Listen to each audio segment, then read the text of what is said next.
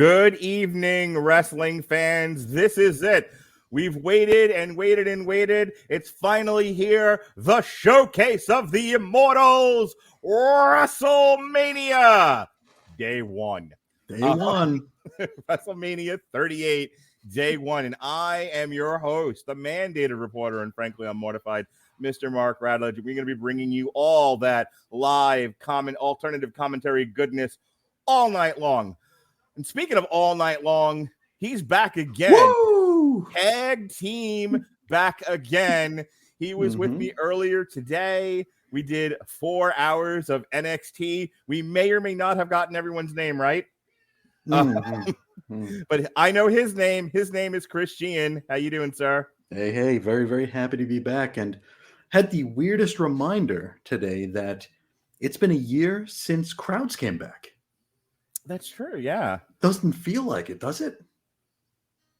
You know, it's so funny. I think now, just because there's so much normalcy, like we just recently at work had a whole thing about masks are optional, where up to this point they weren't.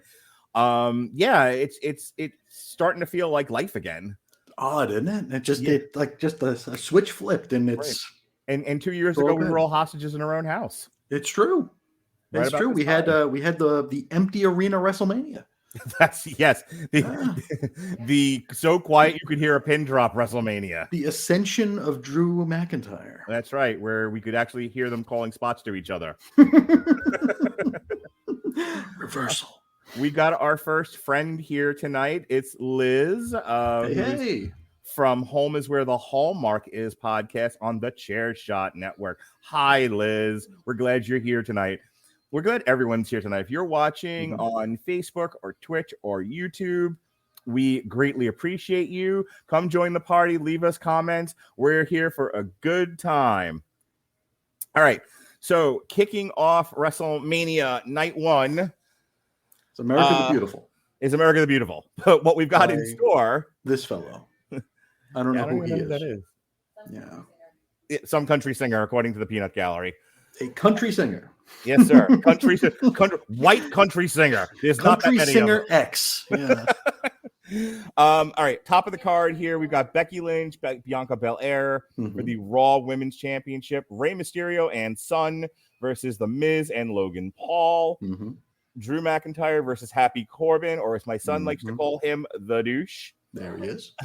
The Usos versus Shinsuke Nakamura and your man, Boogs. Rick Boogs. Yes, sir. Love the Boogs. Oh, yes. We heard all about your love of the Boogs earlier on our NXT show. We've got the Irish Mafia, Peaky Blinders, Sheamus and Ridge Holland with Butch. With Butch. Poor bastard. In a tag team match. Seth freaking Rollins versus a mystery opponent of Mr. McMahon's choosing. We'll find out who that is later tonight. And then Charlotte Flair versus Ronda Rousey for the SmackDown Women's Championship. All that and the KO show featuring guest Stone Cold Steve Austin. Vince, I got these rats. Mr. Bailey is not here tonight, and Seth Rollins has a mystery opponent. I like where you're going with this.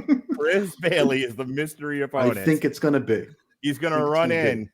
Or maybe it's Marky Mark here who's doing the intro. He's going to run in and hit him with a giant GoBot.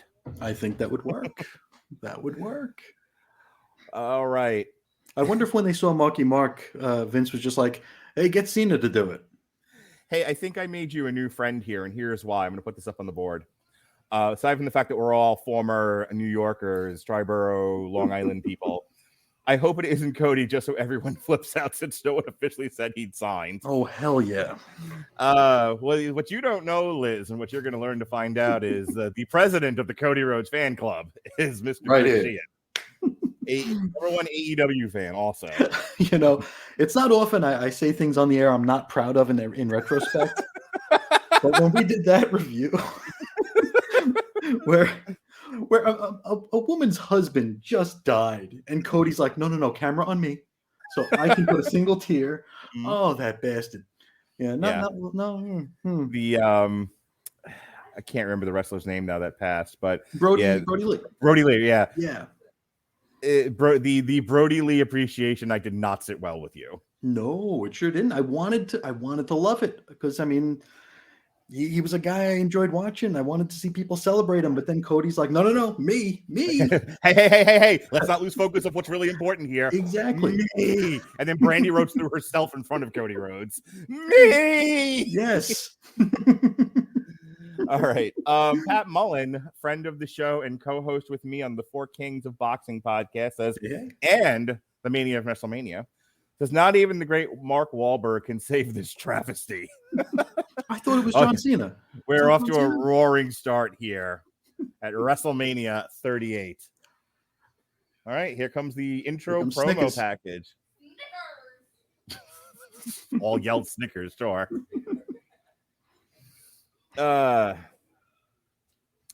So while we're waiting for WrestleMania to start here, yes, Chris and I did the NXT show earlier today. Actually, I was just telling him. So there I was with rapt attention. We were calling all the action. We may or may not who was wrestling, but who cares?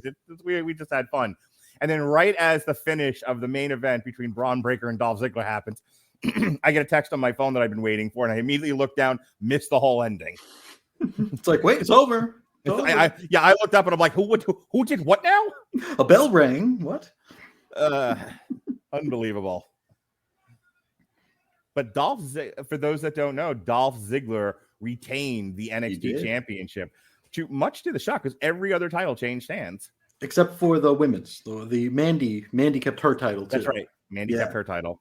But I mean, it seemed like it was going to be like the inauguration or the whatever the hell LeBron Breaker here. I thought this was going to be his night. Maybe he'll show up to Monday Night on Raw. I have a feeling he will be. He'll lose immediately to Matt Riddle. And Matt Riddle will whisper in his ear ever so slightly, "I'm glad it isn't me anymore." There you go. What do we got here? We have someone. They're announcing something. Yes. Maybe they're already announcing that they broke the attendance record. That's always we got the Cowboy cheerleaders. Oh, now it's a party. It's the Dallas Nitro Girls. Where's Spice at? You know, how many of the Nitro Girls ended up becoming married to a wrestler? At least two that I can think of. Yeah, I think so. Whisper and Charmel. I know Larry Zbyszko wanted to get with that AC Jazz, right? Sure. And I think Medusa was briefly in a relationship with Spice. Kimberly was already married to DDP, but I think they started using her as a Nitro Girl at some point, so I don't know if that one counts. They had to justify her paycheck. Sure. Yeah. We needed 2 nights for this, just so we can make sure that with the Dallas cheerleaders get the shit in. The Rockettes are here. All right, Pat Mullen says, someone tell Rick and Scott Steiner they're booked in the tag titles match and they're supposed to go over. Oh, I wish. I can't remember who the second person was. It might have been like, we were talking in a chat one night and Pat was there for this. This is what reminded me of it. We were like, what if Brock Lesnar was booked in a match with Scott Steiner and agents both told each one of them separately they're supposed to go over? Oh, could you imagine? Oh, that might be the best thing ever. Yeah. Oh, I need that in my life. I really do. Pat Mullen with the information here. Zbyszko loved fire and Nash banged Chai on the side. Yeah, Che. He was banging Che because I remember he said something about liking he liked the taste of Korean or something like that. It was, very classy. Well done, Nash. Weren't we talking earlier about how he felt he needed to be home more often with his pregnant wife and child? Yes. Oh, here's the man. Here's the man. Oh, there's your Rick boy. Boogs. Give it up for your boy, Sheehan. The best. He's replaced Angel Garza in my top wrestler slot. Well, somebody needed to because Angel Garza hasn't been is in the witness protection program or some shit. I don't even know. He's a Lothario now, right? It's him and is it the one that Cornette called the twat? Umberto, what's his face? I think they're a tag team now. Oh, okay. Yeah. They're the Lotharios or something. Gotcha. Oh, we got Pat McAfee doing a little pee-pee dance there. I would not in a million years give up the opportunity to call WrestleMania with my good friend Chris Sheehan, but there's a small part of me that wants to turn this off just so I can listen to Pat McAfee. McAfee is the man. I think what we need to do is like tweet Pat McAfee, be like, can you just talk to us? Can you like no one's saying don't call WrestleMania, but can we pipe you into our live stream? We need you in our ear like McMahon is in your ear. All right, Pat says Boogs won me over by doing some insane feats Absolutely. of strength and athleticism at the Performance Center. He's a lovable buffoon who's underrated. He like literally curled the Usos last night. Did he really? Yeah, he caught the Usos and he's curling him. That's like, that's great. Was this on SmackDown? SmackDown, yeah. Okay. Might be the best thing on SmackDown as of late outside of Roman Reigns. True. I didn't actually watch SmackDown. I just saw the little clips. So All I am a Boogs fan. Speaking of which, we are kicking things off with, as you mentioned, Mr. Boogs, Boogs, and Shinsuke, by God, Nakamura. Oh, get it, Pat McAfee, get it. I hope he doesn't hurt himself before his match. Dude, he is going to pull a Glavin Mm-hmm. before he even gets in there. Who is it? Is that James Hetfield there? Who the hell is that? I can't tell. It kind of looks like dude from Metallica if he went like back in time and worked on like a ranch somewhere.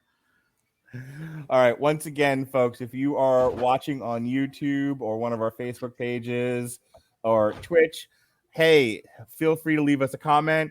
Our comment section is going to be active all night long, all 4-5 hours of this show, whatever it is, 3 hours, I think.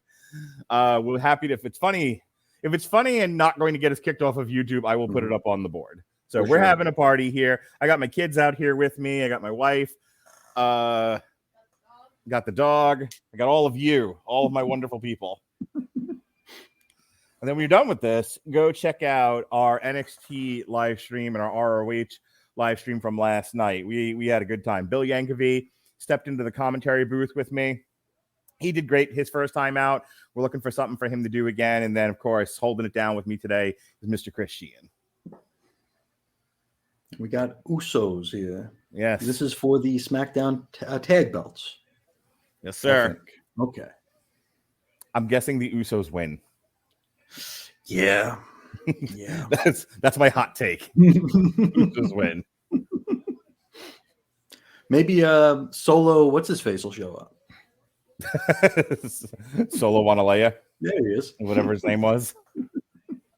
Fresh off his having his was he the one who had his tricep removed or no, that was Grayson Waller, who went tricep first into a ladder. Yeah. Was never heard from again. No. Oh, here's some Boogs highlights here. You gotta love Boogs. Oh my God! Look at that! Look at that! I think I want him and Braun Breaker to team up. They could be the new Steiners. Oh yes, they could. Big meaty men slapping meat, as we like to say, as we like to see. Yeah. Pat wants to know if JoJo is ring announcing. I can't tell. I'm blind. JoJo, isn't that the Bray Wyatt girl? It looked like her. Okay, Melissa is confirming. My lovely wife Melissa, with the eagle eyes, seems to think. Don't hold her to it. Don't light up her Twitter feed at @MelRad. But she seems to think it's JoJo. All right, here we go. One fall. Actually, it's not. That's not JoJo. Okay, now she's changing her mind. It's not JoJo. Yeah, I don't think it is. Because isn't she like pregnant with like the 5th Wyatt kid right now? Like every time you see her, she's like pregnant with another Wyatt kid. Yeah, he hasn't turned up yet either. Is his I know. His 90 days are still cooking. I was gonna say, I think you're keeping a spreadsheet. Is his 90 days up yet? No, I think they add to his 90 days all the time. Yeah. I wonder if this ring announcer is the normal SmackDown ring announcer because she's pretty good. I don't know. I can't keep up with all the changes in personnel here. All I know is that the Usos win. I don't know where Charlie Caruso went. She went back to her home planet, I suppose. Unfortunate. Well, Why did she dump Fanta orange soda on herself too? If only. If only. We all have our fetishes. I'm getting death glares from my 11-year-old feminist daughter right now.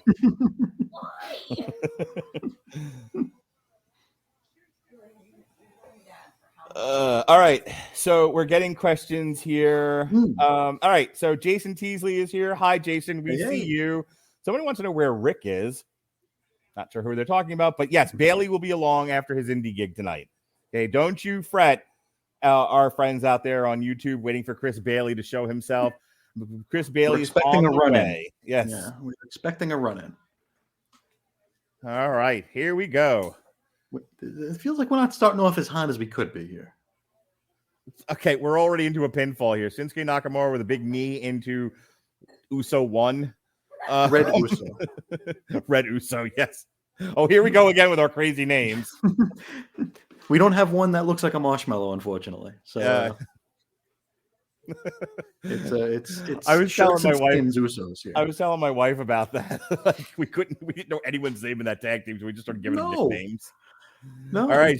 I still don't know which who the hell are the FTR people? I don't know which one's which. Oh my god! Last night I kept having to every time I would go to say Cash Wheeler or Dax Hardwood, I had literally had to think about it. You could see the thought bubble above my head. Oh man, it's I don't know if that's a failing of us or a failing of them.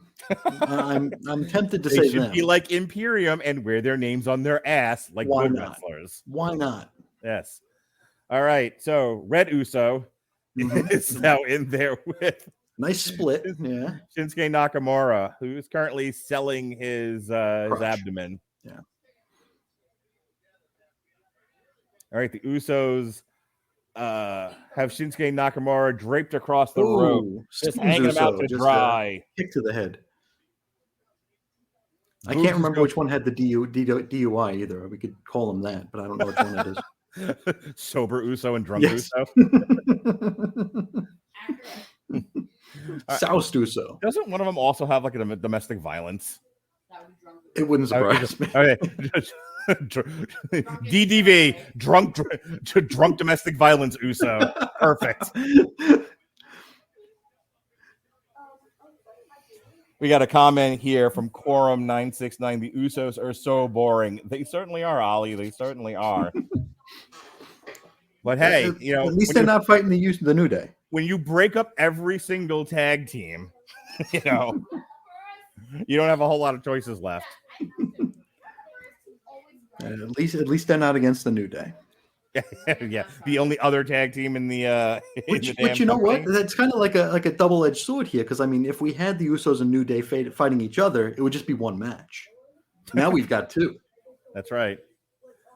All right, Shinsuke Nakamura with the Enziguri, and down goes Red Uso.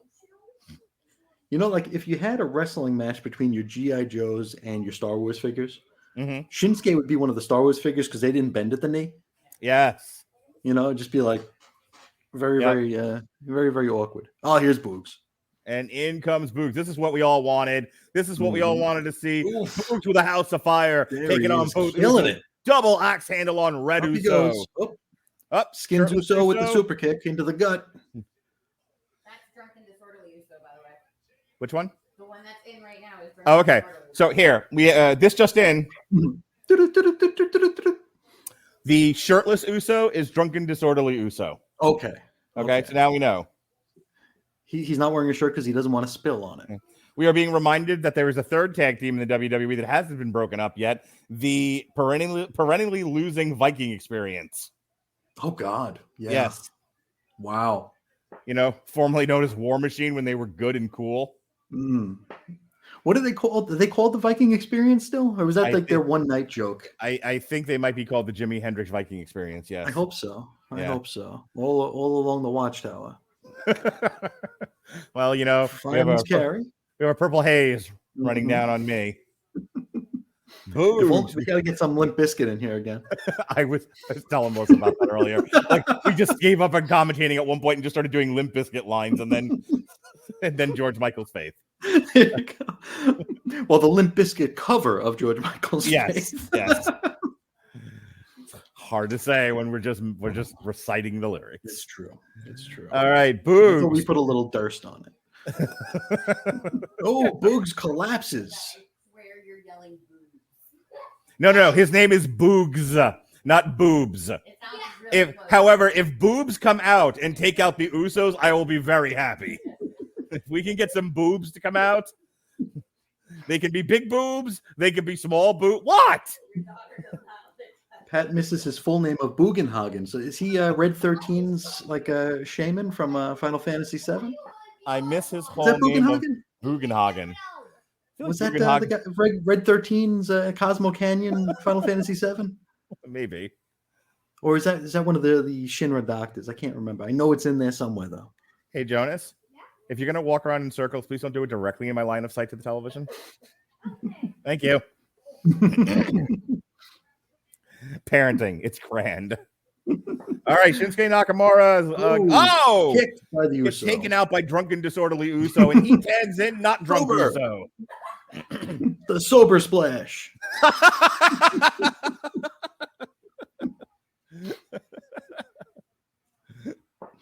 The non-law enforcement involved splash. The under the limit Samoan driver. The casually drinking Samoan.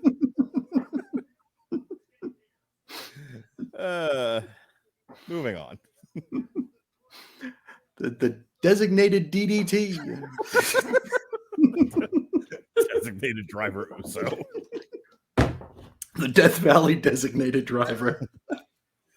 All right, go behind. People wondering, like, what are you guys going to call what's happening on screen? Maybe. Forearms from Shinsuke here. This isn't boxing. I don't have to take it that seriously. Oh, super kick. Super kick. Big time super kick to Shinsuke Nakamura. Double team here. 3D. 3D. Get the tables. Or don't. Don't, please. It's over. Hey. Wow. Shocking here at WrestleMania. The Usos won. Woo! Ooh, there you go. That was anticlimactic, wasn't it? You know, somebody had to kick off this 2-night show. I guess. What was it last year? Was it it was Drew, right? It was Drew losing to Lashley, I believe. So if we don't want to use the 3D, Jason has a different name for it. We can call it the DUI drive-by. I like it. Yes, that's what we're rolling with from now on. We got a fun comment here from Quorum969 on YouTube. Now that them boys might be done in Ring of Honor, maybe they come here to get broken up into single wrestlers. That's the Briscoes, right? Listen, if Time Warner Discovery Pornhub isn't going to sign the Briscoes because of tweets from 10 years ago they've already apologized for against the LGBTQ community, I don't think the WWE currently doing business with Fox Sports and NBC Universal Comcast Pornhub are going to be too likely to sign him either. It's funny if they sign them and then they just the screens just go to black when they're in the ring. like Peacock does. Yeah. That'd be great. It's like no Nation of Domination skit from DX and no Briscoes. Now I haven't finished my rewatch of WrestleMania 20 yet for this Monday's finale, Mania of WrestleMania 20 episode. Yeah. But have they digitally replaced Chris Benoit yet with Stevie Richards? With Bob Holly. Okay. Yeah. Bob Holly. Perfect. Yeah. Johnny Knoxville looks ancient. Jason Teasley suggests that Briscoe should hire Britt Baker for their dental work. It was so funny. I told my son last, I'm like, the Briscoes have no teeth. He was like, they clearly have at least 2 or 3 between them. They just share them. Yes. It all depends on who needs to eat the corn that night. Right. I'd like to bite an apple. Here, take my teeth. I'll tell you what, though, if you get a chance to catch it online, if somebody's got it uploaded somewhere, if you just want to watch a good old-fashioned tag team match with no baloney, Briscoe's FTR from last night's Ring of Honor Supercard of Honor, I would highly recommend. It was a really good match. Is that their last match there? They're gone now, like Quorum said? Yeah, I believe the Briscoes are now done. They're probably headed to the NWA, as that's like the only promotion left that'll hire them. I forgot they were even still a thing. I know they had Power, but yeah, I guess they're still around. Yeah, I mean, I suppose Impact's also a possibility, but I don't see that happening. I think they're going to end up in the NWA or GCW again. What the hell's that? Game Changer Wrestling. Game Changer Wrestling, baby. Oh, my game hasn't been changed. Oh my God. Game Changer Wrestling is what's responsible for Bloodsport and our favorite event here in the Radulich Broadcasting Network, Effie's Big Gay Brunch. Oh, okay. And The World on GCW or Lucha, as it may be. For you African-American wrestling fans out there, for the culture, that's all GCW. And hey, our favorite summertime event, the GCW Backyard Wrestling Show. Oh God, I watched that last year. That was something. It was it like on an island or something? No, that was Filthy Tom Lawler's Fight Island. Oh, there you go. Okay. Yeah, that was a whole other mess. That was another Michigas, yeah. Yes, that was one where I kept telling you that was like the best event of the year, and you were like, I bought it. I bought it, yeah. Joke's on me. That was the first and last time Christian trusted Mark Radulich's opinion on anything. But yeah, no, they every 4th of July, GCW does a backyard wrestling event. Okay. And everybody actually wrestles in their old backyard name. So like a different boy, Jimmy Lloyd, wrestles as Eminon, I think it is. G Raver wrestles as whatever his backyard name was. Schlack puts a mask on and wrestles as El Schlack or El Schlacko. They could go by any name and I wouldn't know who the hell they are. Really good. I was not following their backyard careers as such. Lucky I follow them now. It's like, oh, Schlack. Oh, yeah. The Schlack? The Schlack? Wow. I'm glad they clarified because I just thought it was one of the many Schlacks. One of the many Schlacks. Yeah. Yes. We got some really great comments here. Honor Mania was great. Yes, it was. Which was that? I believe I'm being serious. I'm not being a dick. Which was that? I'm assuming he's talking about the Supercard of Honor. Oh, okay. And then Pat says, I believe you said no nonsense, and yet didn't that involve the not Young Bucks? Okay, yes, the Young Bucks douched up the joint, but it was at the end, and they were just setting up for a match on Wednesday. Calm down, Mr. Mullen. It was fine. The match in of itself, the Young Bucks didn't get involved in the match. They came out after, just like Samoa Joe came out after the Jonathan Gresham Bandito match. Jason wants a clarification. Did I say backyard or back door? Hey, Jason Teasley. Woo. This is a family show. Mm-hmm. And yes, the World on GCW was great. Myself and Harry Broadhurst reviewed that along with whatever the January No Holds Barred show was. So check that out in the archives. Every month or so, myself and Harry Broadhurst do our Indie Ciders TV party where we look at 2 different independent wrestling shows.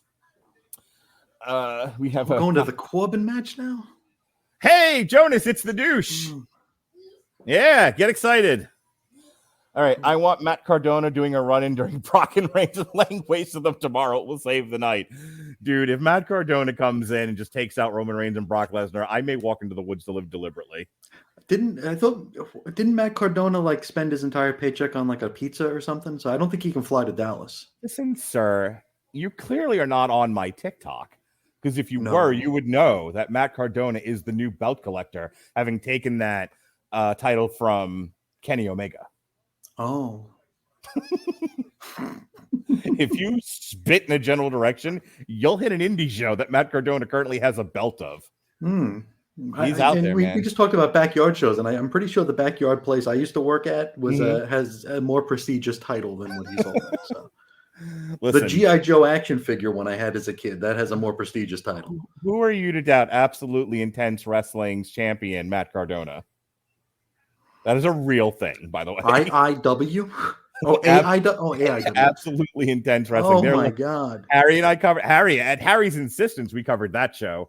And their last show was entitled, You Know Stupid What Horseshit? Very close. You Know What I'm Not Leaving.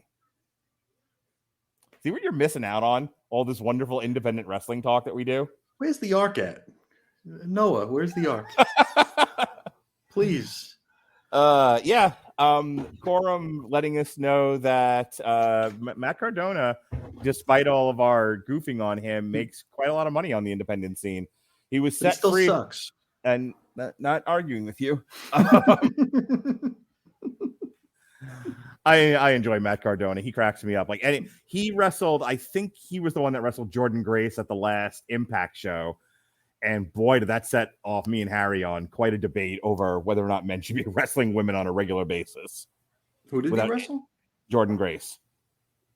That's the one with the muscular one. Yes. She's the wider, squat feet, like she kind of like shaped like a power lifter. Okay, I think she's the one that she eliminated Brian Cage, I think, from the Battle Royal at All In. I don't know who that is. And I nearly stopped watching wrestling after. Oh, I was like, what is this crap? Oh, here we go. All right, here he comes. Woo, Baron Corbin, baby. So Pat says that he was part of a tag team called the Pigeon Boys. We were trying to think of what kind of bird of prey everyone is terrified of, and we came up with pigeons. As somebody who has had his car shat on by many a pigeon, I'm with you, brother. My tag team was 3 Extreme. Yes, Matt Cardona is the NWA champ, baby. That's still a thing?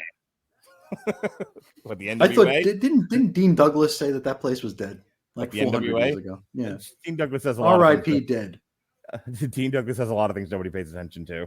You know, I heard he had a podcast, and it sounds like he's recording inside a toilet. Okay. I'm just going to put this up on screen. I'm not addressing it. Just want it there for the world to see. We'll just let it be. Yeah, I'm going to let it sit there and simmer. I wanted to just, actually, I am going to say it out loud because I want my daughter to hear it. Okay. Hey, Lily. Hey, 11-year-old feminist Lily.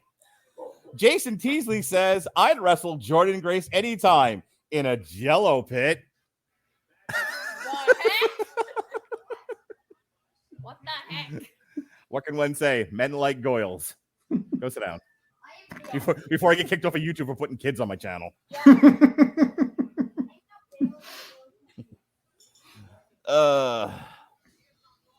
Corbin needs to sit in catering. Everyone Poor does Drew. like hello, Jason.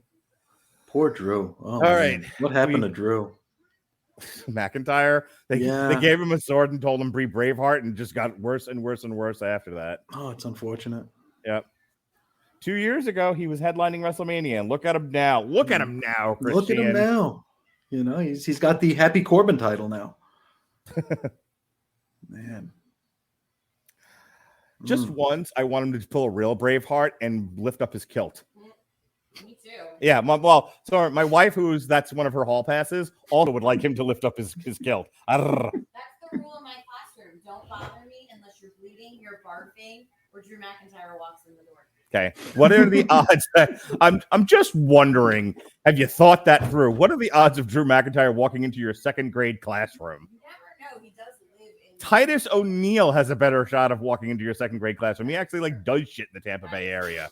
But he's just Drew McIntyre just wandering off of Nebraska into your classroom. I'm not going to do his accent, but in his kilt, by the way, no shirt, just the kilt and a sword. There's a good chance he doesn't make it to the classroom. Instead, he ends up in Hillsborough County Jail. Yeah, he's going to be on the registry.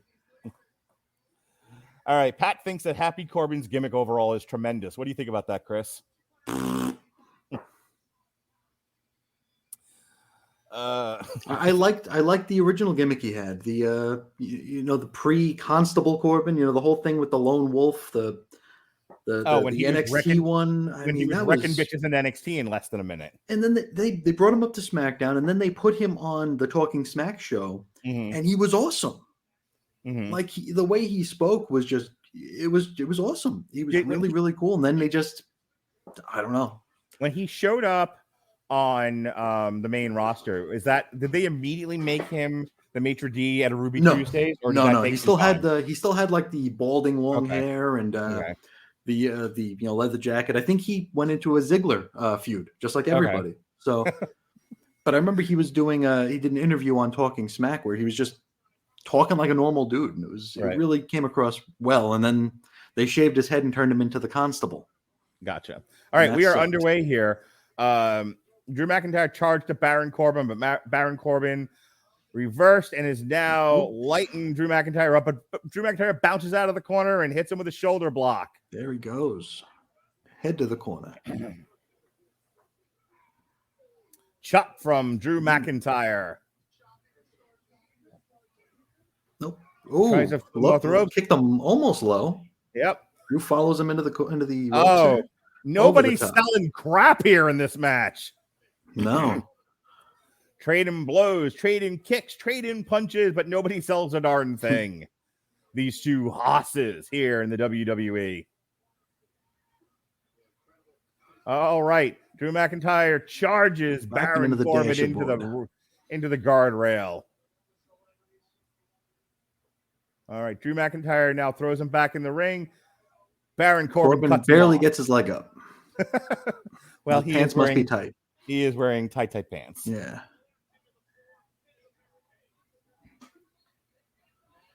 I'm ready for the Rick Boogs and Madcap Moss Best of 5,000 series. I could just see Rick Boogs, Madcap Moss, and Braun Breaker, and just a triple threat that just goes on forever. Yeah. Oh, yeah. Forever and ever. Forever. Working like they're in the Tokyo Dome, trying to get 6 stars for not selling, says Pat Mullen.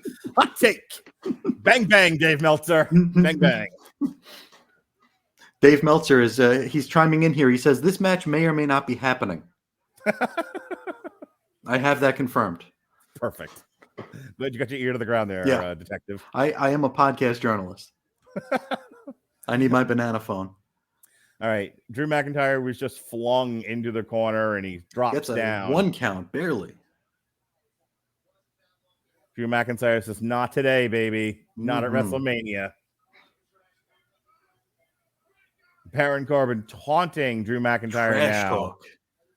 Goes for the suplex. Suplex. Gets him over. Madcap hops around. Baron Corbin is quite impressed with himself. I mean, if you wear white shoes and they say that clean, that's worth being excited for. Text Dean the link. Backdrop suplex. Cover. Just one.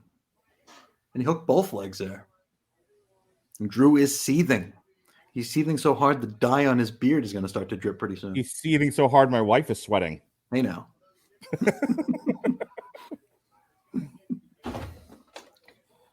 I have a request here to send the link out to what we're doing to one of my friends here, so I'm taking care of that. Do it.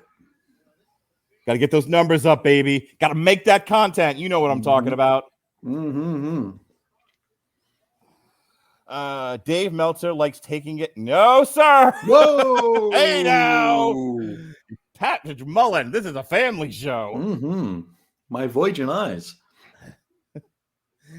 Patrick Mullen says David Meltzer likes taking it to the moon, baby.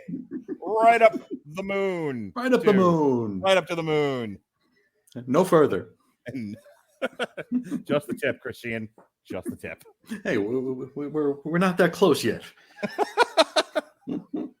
All right, back to the action here. Speaking of just the tip. Yes. Drew is seething still. That's how we got in this mess. That's how we started this. Now we're getting a replay here of Corbin getting spine busted by McIntyre. A very awkward spine buster. And then a clothesline. Another clothesline. Corbin by up again. Boom, back down. And whipping him into the corner. Reversal. Corbin about to follow up. And, he does that weird slidey thing he does. Hey, Baron Corbin moving with the speed of a cruiserweight here. Yeah, he must have split his pants. And, ducks it. Neck breaker. Those are some tight pants. They are. Oh, you can't stop Drew McIntyre. No, sirree, Bob. Tip up. He is ready to take it home, baby. Time to count. No tuning up the band, though. He's just going to squat and get ready to poop. Kick low. And, this is the future shock. Yeah, it looks like he was going for some iteration of a swinging neck breaker. Claymore, deep six or six, whatever. Is it deep six? Big spinning slam from Baron Corbin. Will be Tony Schiavone. Sidewalk slam. What a maneuver. All right. Our friend Dean is with us now. He says, just coming in with the hot promo.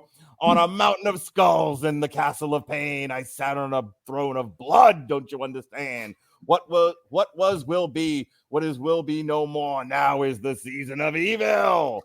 Thank you, Dean. Hi, Stacy. Melissa is yelling at the camera from across the room for no good reason. Drew just got out of a chokeslam attempt. Follows up into the corner, tipped over. Elbow to the Forearm side of the smash. head. Off Drew's the up top top. rope, maybe? Clothesline. Awkward clothesline. Yeah. Now time to count. I'd like to run it. Here we go. But where's Madcap? Here we go. Oh, The crowd Madcap chanting with pulls them. him right out. Baron Corbin has a read on Drew McIntyre. He knows what's up, and he powders out of the ring for safety. Pat's reminding us of the time Captain Lou was on Hey Dude, which I totally forgot about. It's a little wild and a little strange. Don't make it sad. Make a sad song. That Dude Ranch is actually in Tucson, Arizona. Just about. What are you looking at me like that for? You're weird. There's a Beatallica song called Hey Dude. You're weird. How am I weird? Because you don't like to see women wrestle in Jello. That's why. and that is one of America's great national pastimes. Now shut up and watch the wrestling. I think Captain Lou squashed Mr. Ernst in that episode. He might have. Yeah, it's the All right. Tanca Verde Dude Ranch down in Tucson, Arizona. Drew McIntyre back on Up the top top rope. again. Jumps over Baron Corbin. Oh, he manages to not break his And- ankles oh. doing that. Up and over. Looked like a headbutt. And That seemed like when they were discussing it backstage, it sounded better on paper than it did in practice. I think you're right. This and Cora Jade skateboarding. And the days. Oh, kick Oh, out! man. Kick I out thought at we were- you after I thought I thought Baron hit him with the 91 days there for a second. Baron Corbin is beside himself. He doesn't know what it's going to take out Drew McIntyre. He can't believe it. I think they should change the name of his move to the 91 days. Patrick Mullins says, take my push, but you'll never take my plancha. Fair enough, Pat. Is that Braveheart? Is that Braveheart? I think. You'll never take my freedom, is that? Okay, Baron's bringing up Drew very slowly. Kicked him low. Future Shock. 2000 AD DDT. Another kip up, because we haven't had too many of those in this match just yet. In the second match of the night of 2 days of WrestleMania. Here comes hopefully here comes the kick. There we go. Maybe not keep milking the crowd to not have a finish. There we go. There, finally. Woo! Okay.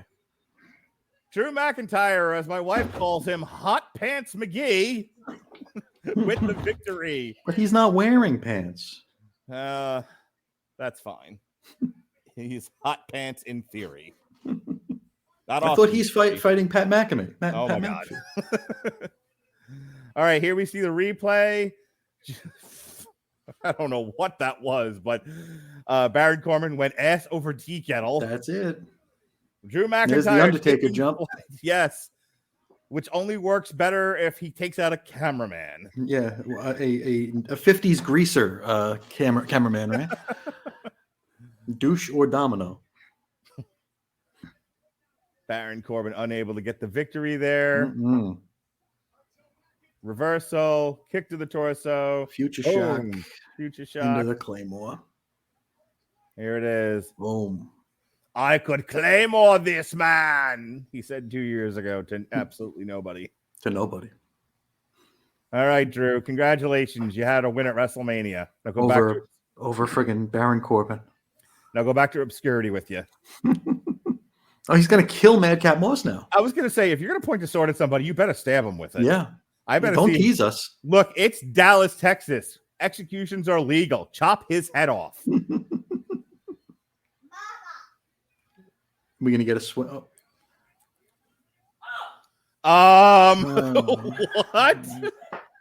What? Well, there's our first moment of the night.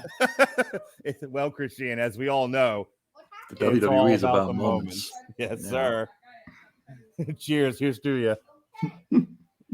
Swig a beer for the working man. So my son's very interested now, as we nearly had a murder. Yeah, that'll do it. I just wonder, like, if you're the ring crew and you don't know that's happening, you're like, what the hell, man? Or if you're Madcap Moss and like your foot gets stuck in the apron or something, Yeah, and you just die. What if that had gone just a smidgen badly? Yeah. Oh, someone's petting Drew here with a flag.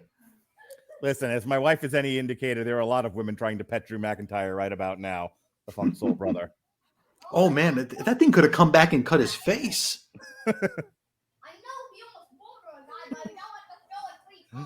Patrick Mullen says the Berserker is proud, to which I have to say, Husk. Husk.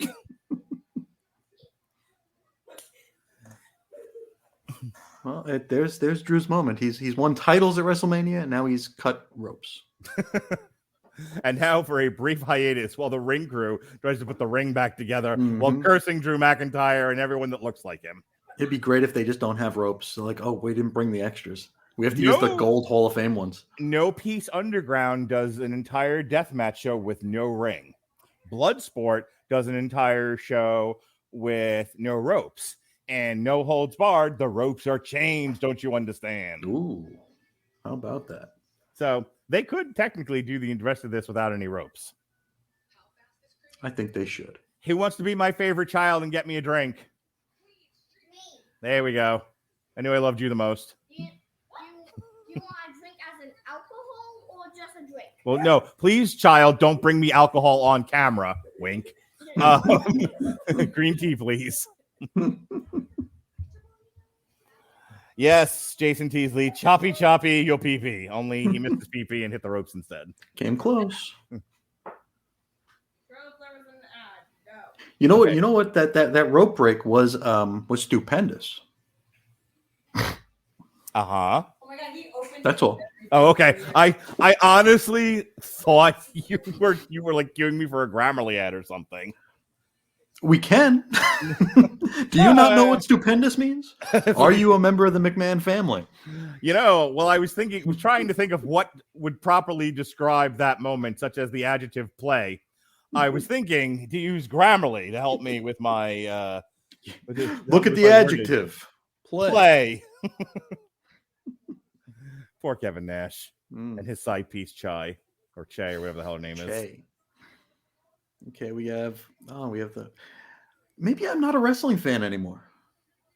Interesting that you would say that on a wrestling stream, but why do you say that? I'm looking at the next match here, and it's like I don't care. You could still be a wrestling fan and not care about anything happening at WrestleMania. I mean, come on. Okay. It's WrestleMania in 2022. All right, so I guess this is now Rey Mysterio and Son versus The Miz and Logan Paul. And yes. Oh, I can't wait for everyone to bump for Logan Paul. That's what I'm here for. Mm-hmm. And this is a title match, right? So, thank you, sir. Thank you, bartender.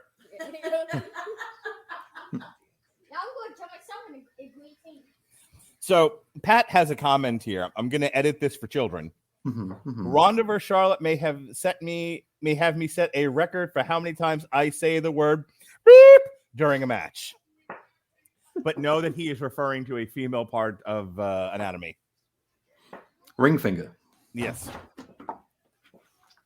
I believe he is trying to tell the women in the main event tonight to see him next Tuesday.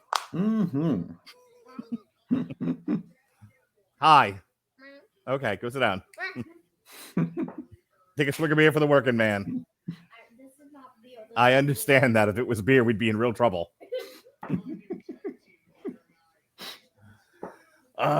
So, stupid question, but have you been following this whole feud that led to Logan Paul and The Miz taking on the Mysterios? No, but I did watch the pre-show, which had Logan Paul's brother on it. Yes, Jake, the boxer. Okay, and I like everybody in Texas was booing him. I don't know who he is. I don't. Is he a reality guy? They are. Well, the Paul brothers are big time YouTube influencers. and Robert. How could people that ugly influence anybody? Well, they apparently shoot a lot of footage and edit, and they are constantly putting stuff on YouTube, and their stuff is popular for some reason or another. Wow, yeah, 23.4 million just said on the screen. Yep. They also, Robert was telling me that at least one of them got in trouble for playing around in some sort of famous Japanese tree and acting like a hanging or something like that. No, they saw a hanging guy. They filmed the guy who hung himself, I think. Yeah. If these are the same dudes. Those like guys that do a lot of video games. They actually made a joke about that, and they made a joke about that. Oh, someone took Rey Mysterio's mask off. Oh, the humiliation. He'll never be able to show himself in Mexico again. Never, ever, ever. It doesn't happen in every Mysterio feud. Like if they're not taking his eyeball out, aren't they taking his mask? Yeah, I at this point I'm just appreciative if they leave his body parts intact. I can't believe we actually saw him get his eyeball teared out. Oh my god, it was the dumbest thing. That was so dumb. Like even for WWE standards, that was way stupid. That was awful. That was awful. So bets on how many times Mysterio Jr. Dominic trips and falls over himself, a la Cora Jade or Shotzi Blackheart? More than one, less than 5. All right. I'd like to hear everyone else's over under for how many times Mysterio blows a spot tonight. So is John Morrison sitting at home going like, "Wow, this is what they got rid of me for"? Have you seen his wife? He's not sitting at home worrying about anything. He's just fine. Hey, we got it looks like he's dressed like Art Barr or. Hey, remember that very famous Fat SmackDown feud everyone likes to talk about? There it is. Dominic's dad. Rest in peace. We all wish Dominic's dad was around, Jason. Very, very sad. I wonder if they'll ever actually go back to that. Like if they turn Dominic heel. It's like, no, Eddie was my dad. Eddie was the only real father I ever had. Daddy, you're drunk. I'm with Waven now. Oh my god. So, remember when Rey Mysterio used to put a lot of thought and care into his cosplay at WrestleMania? Yep. That's over. Yeah. Now he is here as Mexico. Yeah, like, and they're just walking out. There used to be a time they used to shoot Rey out of a goddamn cannon. Yep. Well, they did the little hydraulic. Yeah, and he would jump up. Who's that coming out the sky? R-A-Y. Right? Now it's just like he just strolls out. He was like, ouch, my back, my knee, my back, and my knees. Wow, Corey's trying to outdouche even himself. Okay, well, a couple of things here. We have our friend here on YouTube, LP, that says, let me count the ways I dislike Rey. We get it, buddy. Robert Winfrey. 619 ways. Fresh off his coverage of NXT, I think it was. Not entirely sure which one he covered today. He covered something. But he's here hanging out with us, and he says, they're eventually going to acknowledge the Eddie Guerrero thing. I hope so. Pat Mallon reminding us that Art Barr sucked. But he was the love machine. Come on. And they said the reason why they don't shoot Rey Mysterio out of a cannon anymore before a match is because that was before his 9th surgery on his left knee. LP wants to know what the hell Dominic is wearing. He's wearing Kid Rock's pajamas. That's what he's wearing. What the hell is that? What Rey Mysterio? Why is Dominic ball with dang a dang diggy? Does he want to be a cowboy? You're going to hear that song a couple times today, right? I hope. During the Austin package, you're going to hear it. I have to know, did Dominic Mysterio set an escort service for all the right reasons?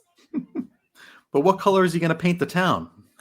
Or paint his wife? But what side is he on?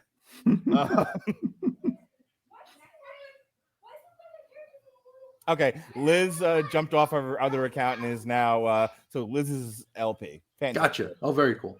Okay. Jason says Dominic is Sub-Zero wins. Okay, and now I understand why you called him Ms. Sub-Zero. Oh my god, and here comes his partner, Scorpion. Mm-hmm. Yep. Perfect. Reptile. Let Mortal Kombat begin. Goodness gracious. I mean, if He's Logan wearing Paul's, a Pokemon card around his neck. I hope. If he Logan is. Paul shoots a chain out of his wrist and yells, "Get over here," I'm done with this. I'm just walking away.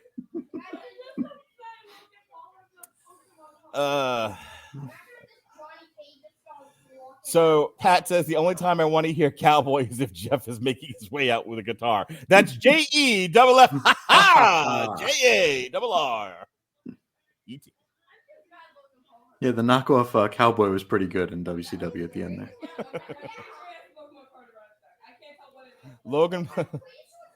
All right, so Winfrey with the hot take of the evening. Logan Paul would be a better Johnny Cage than The Miz. Feel free to fight me on that one. Robert Winfrey walking drunkenly into the bar, challenging people to a fight. We are almost underway here between Rocky, between Apollo, a member of the Latino World Order, and the Killer Bees. Yeah.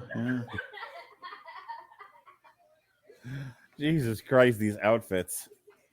It's the Mexam connection versus the Bees.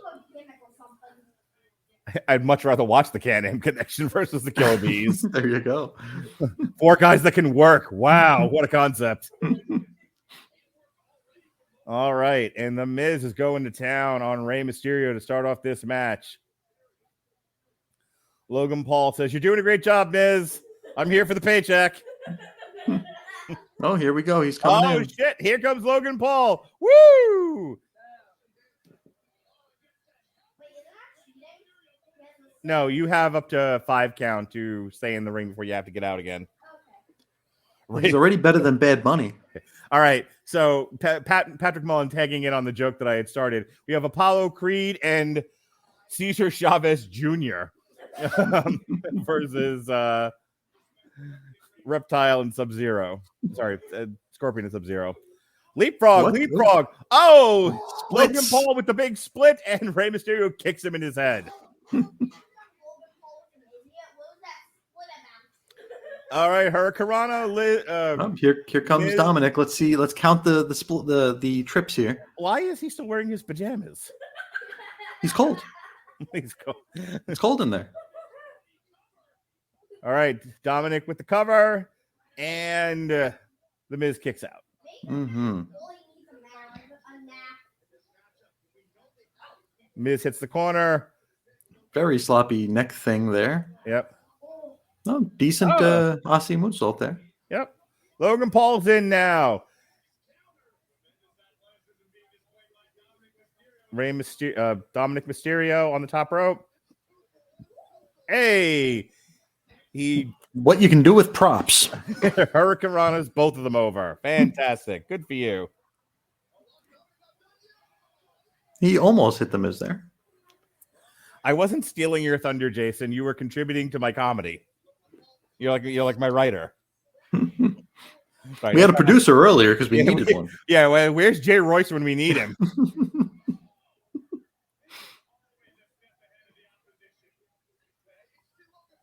Oh, Logan Paul could not get out of the ropes.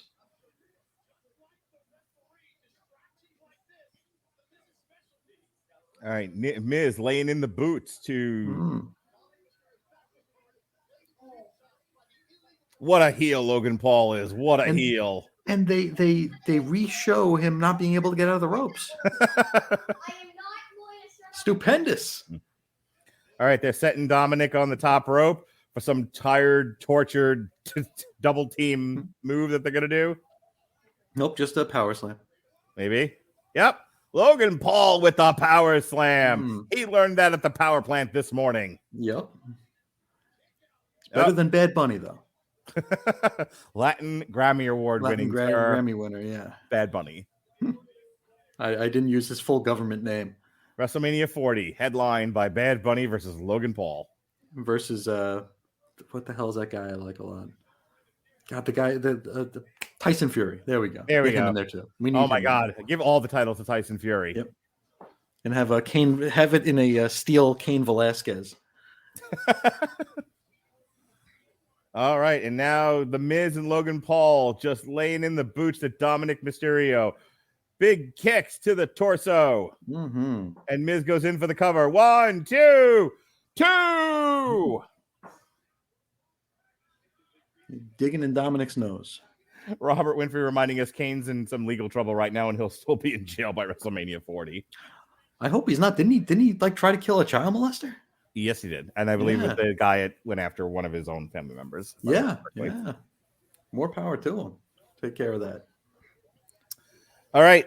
There was a duck under reversal. Miz. Backslide.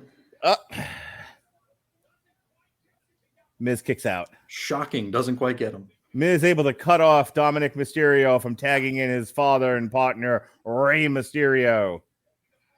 I'll tell you what, Logan Paul and Miz, effective tag team wrestling. They've cut off the ring. They've isolated an opponent. Dominic Mysterio can't get any offense going. Wherever he goes, heel tag team here. Logan Paul and The Miz are right there to cut him off. Ooh, buff blockbuster. Logan Paul is buff and the stuff. The girls can't get enough. Logan Paul with the cover, but Dominic Mysterio kicks out. The plucky babyface Dominic Mysterio in his father's pajamas.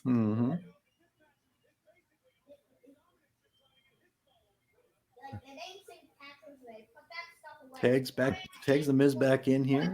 More boots to Dom. So we're building to the hot tag here, apparently. Yes, we are. We are eventually as a house of fire. We are eventually going to see Dominic tag his father in, and the crowd will go banana. Banana, I tell you. Just one.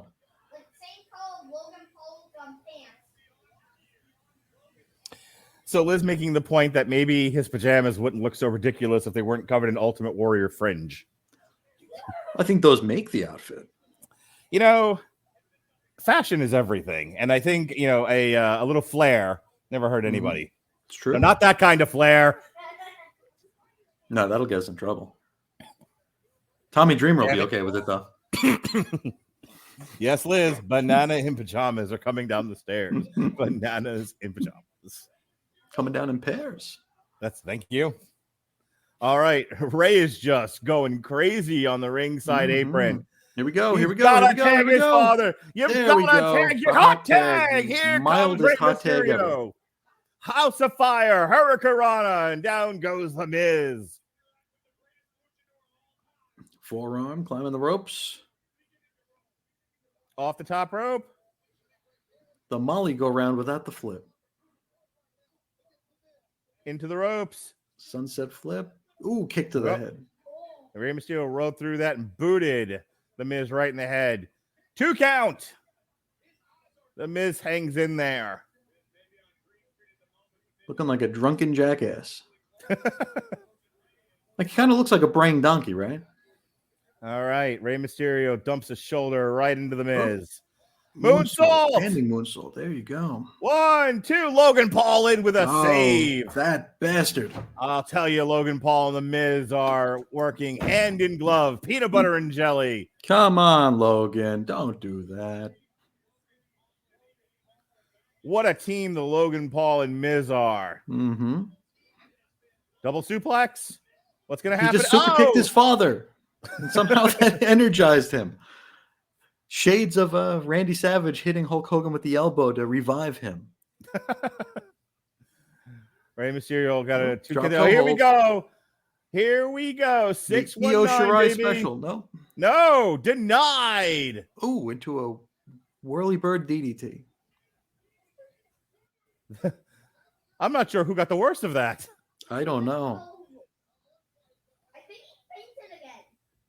The Miz able to kick out at 2, and Rey Mysterio was flustered. Don't you understand? Ray can't believe it. Why do people just keep falling over? They're falling over because they're getting hit.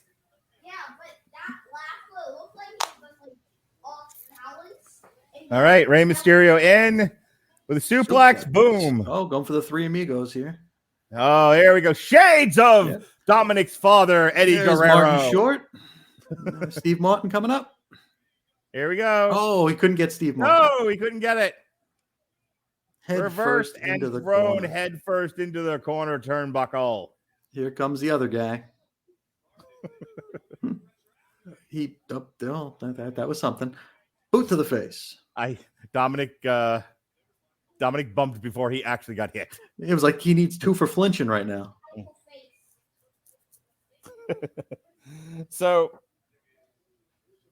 just catching up in the comments here. We have Jason Teasley thinks that Miss Jackie is the ref. Hall of Famer, Miss Right. Jacqueline. And then Patrick said, I gave up on this match and started listening to Buff Bagwell's WCW theme. All right. And then, or Jason is confused. He doesn't know if it's Miss Jackie or if it's a Funkadactyl. Well, he came to the right place then. That's indeed. We are the Funkadactyl Defense Force. Kip up. Logan, Shades of Drew McIntyre. take a drink every time somebody kips up in this WrestleMania card tonight. You'll have alcohol poisoning by the time it's over. I was going to say I'm going to have to hit the bathroom a few times tonight, so that'll just hasten that. All right, Logan up Paul on top. the top rope. What's gonna happen? And he's doing the shoulder shimmy, which is Uh, kind of gross. Okay. Oh, it's a Frog splash! Allegedly a Five-star frog frog splash! Oh, Dominic Mysterio with the big time save of his father. That was That was the whitest worst, yeah. shoulder shimmy I've ever seen. You honky. You ever loving cracker. It's true. Dominic Mysterio. The head first offense. I don't know what he thought he was accomplishing there. He has a head based offense. Huh? We talk about the mullet. What do you want to talk about the mullet for? Because I don't understand what self-respecting person has a mullet. This is at least the third mullet I've seen today. One was on a Samoan. It's true. Again. There ain't no mullet like a Samoan mullet because the Samoan mullet parties all night. Oh, there's a Frog better splash. There frog it splash. is. Shades of And his father, Eddie another Guerrero. one. Oh, not to be outdone. Here comes Rey Mysterio. And Dominic splashed or slammed, and here's skull finale thing. Okay. Hey, Sheehan, my wife would like to be in on the joke. Why do we keep saying Dominic's father is Eddie Guerrero? Well, I mean, we've seen the paperwork. We've seen the blood test, right? There was a feud years ago between Eddie and Ray where Rey Mysterio claimed Dominic was his son. Well, Eddie claimed that Dominic was his son, and they had like a paternity test on a pole match or something, or the ladder match for the DNA test on a pole. Did I miss the goddamn finish again? I think we both did. Sub-Zero and Scorpion. Thank you. Sit down. All We'll right. probably get a recap. I was too busy explaining a 20-year-old angle. What was the finish of this? Probably a skull crushing finale. Basically, Mortal Kombat 1. Thank you. I know who won, but I don't know how they won. Mrs. Oh, just skull crushing finale on Logan Paul sends the crowd turned home baby happy. face. Excuse me, child. You know what? I'm taking out this face. No! So the Miz just turned babyface, I Hey, guess. so my son dove underneath my wife's ass and she buns I dropped on him. How many stars did Dave Meltzer give that? Dave Meltzer just gave my wife's bonsai drop on my 8-year-old son's head 10 stars in the Tokyo Dome. I have it in right now. That spot may or may not have happened. Plans might have changed halfway through. Melissa, stop suffocating Jonas, please. I'm not even on him. Logan Paul is pissed. Oh, he can't believe it. And they'll like book a rematch here, and Logan Paul will be the babyface, and the Miz will be the heel, Yes, and your nobody main will care. event of WrestleMania Backlash next month will be Logan Paul versus The Miz. And Paul will be the babyface, and Miz will be the heel, and no one's going to give a shit. Oh, Boom, down goes Logan Paul. they played them partners. Why the heck did you? Because the Miz is a bad person. Listen, whatever happens, always blow your enemies a kiss. Mwah. Got to. Absolutely. Don't I know any enemies in here? All right, and we are taking a break here. So that was, The third match? yes, That was The Miz and Logan Paul versus Rey Mysterio and Dominic Mysterio. All right. Just kind of catching up on things here. Yes, Logan Paul got hit with a finisher, and he was up within seconds, Pat, because nothing matters. Time is a flat circle. Tomorrow, we will only doing the one live stream. We will be doing WrestleMania Night 2, headlined by Brock Lesnar versus Roman Reigns for all the marbles in the world. The unified title, don't you understand? Meanwhile, you can check out our other live streams. We did one for NXT Stand and Deliver 2022, and we did one for Ring of Honor, Supercard of Honor on Friday night. If you're wanting to check out more of our live streams next week, myself and Dan Lasby will be doing UFC 273, Volkanovski versus the Korean Zombie. I'll be right back. I'll let you do the plugs here. I'll be right there. The week after that is Errol Spence versus Eugenius Ugas. And then the week after that is Tyson Fury versus Dillian White. We will be covering all of these. And then on April 30th, we've got Oscar Valdez versus Shakur Stevenson. And then May 7th, we finally end our several-week run of live streams before we take a break. We've got Canelo Alvarez versus Dimitri Bivol. So get ready for all of that, folks.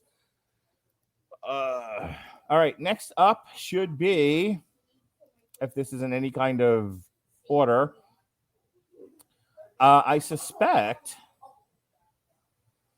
next up will be, according to the Wikipedia page, Becky Lynch versus Bianca Belair. So we'll see what happens.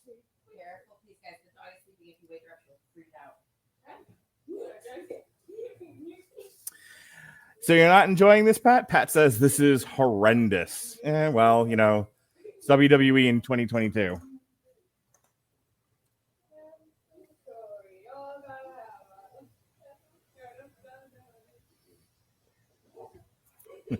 Pat says, hey, one match that won't suck. Yeah, hopefully. AJ versus Edge is tomorrow night, Jason. That's not wrong. But hey, Miz versus Logan Paul for next year's Mania. God, I can only hope. Hey, guys, settle, please. All right, I think we are ready for our next match here. Oh, there's Steph. Oh, we have Stephanie McMahon coming out at WrestleMania 38. Can you turn it up? Yeah.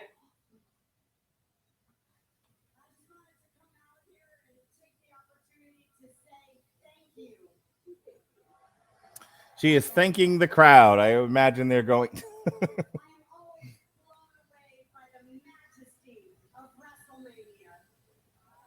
Jonas, you're getting cheers from our YouTube section. They're cheering you beating up your sister. Okay. Please don't put her in the hospital. I'd like to finish watching the show.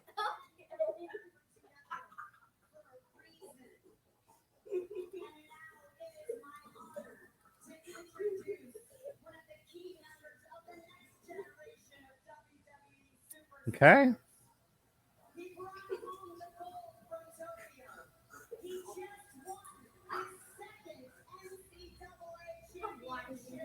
And we are announcing a new member of the WWE roster.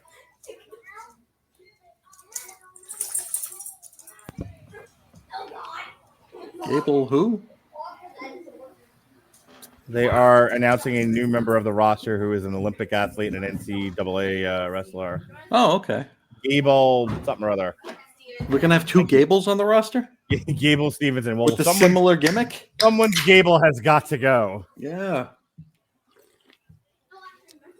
Jonas and Lily, please stop. Then just sit somewhere, and Jonas, if you bounce again, you're in. Is he? And he's a gold medalist or just a medalist or what is he? Is he Olympian? Yes, he is an Olympian. Okay. She just announced all of his credentials. Yeah. I'm sure one of the guys will tell us what it is in just a moment. Good. Hey, look, Young Rock footage. Oh boy. Have you ever watched Young Rock? It's terrible. Yes. Here we go. Okay, gold medalist, 2-time NCAA. Cool. Yes. Okay. Yeah, I've never watched Young Rock. Never. Listen, I watched the first season of Young Rock. It was not great, but when I had nothing else to do, it was an easy watch on Hulu.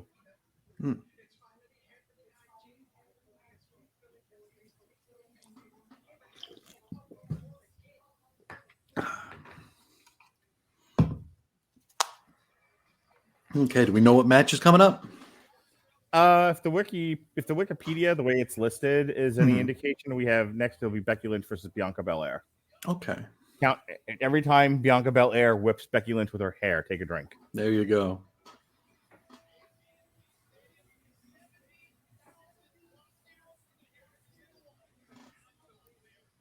$70,000 folks. Yep. There's little Dana White.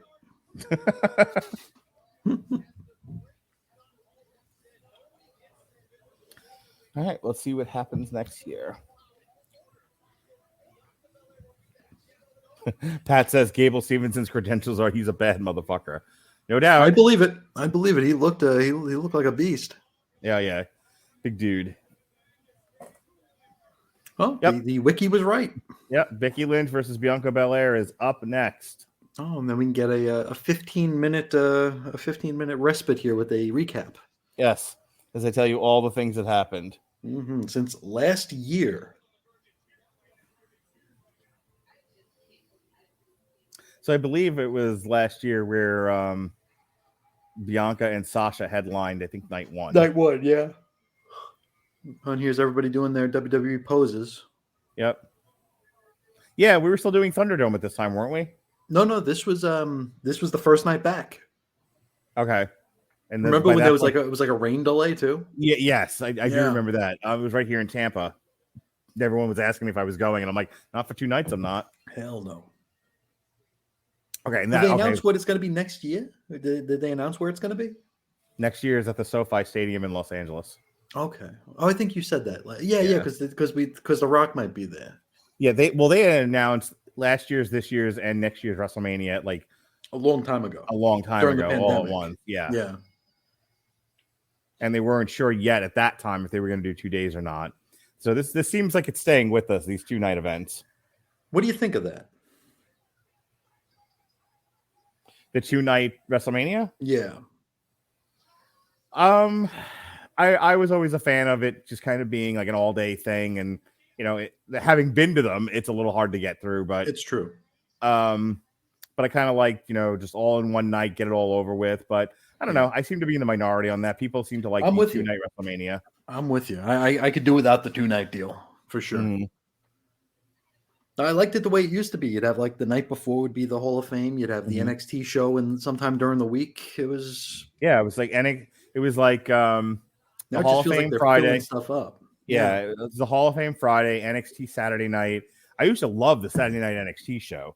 That was usually the best thing of the weekend. It was. And then Sunday was WrestleMania, which would start at like 3:00 and go to 1:00 in the morning. And we got 2 nights, still can't get the IC or US titles on the show. And that's true. That's true. We were like trying to figure out who the champions were earlier today.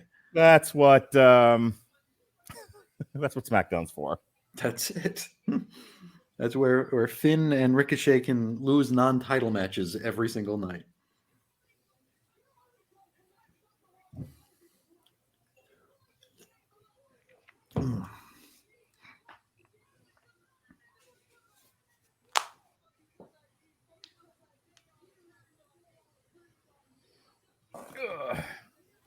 We're still recapping here. Still having Becky talk trash here, yeah. Robert Winfrey wants to share a little bit of his dying soul. Finn Balor is US and Ricochet is IC, which we've learned earlier from Jay Royce. And Shut Up SmackDown is killing my soul. Pat Mullins telling us to try to keep up the conversation. He's like, hey, dead air is not good for us. I'm like, I don't know what you want me to say.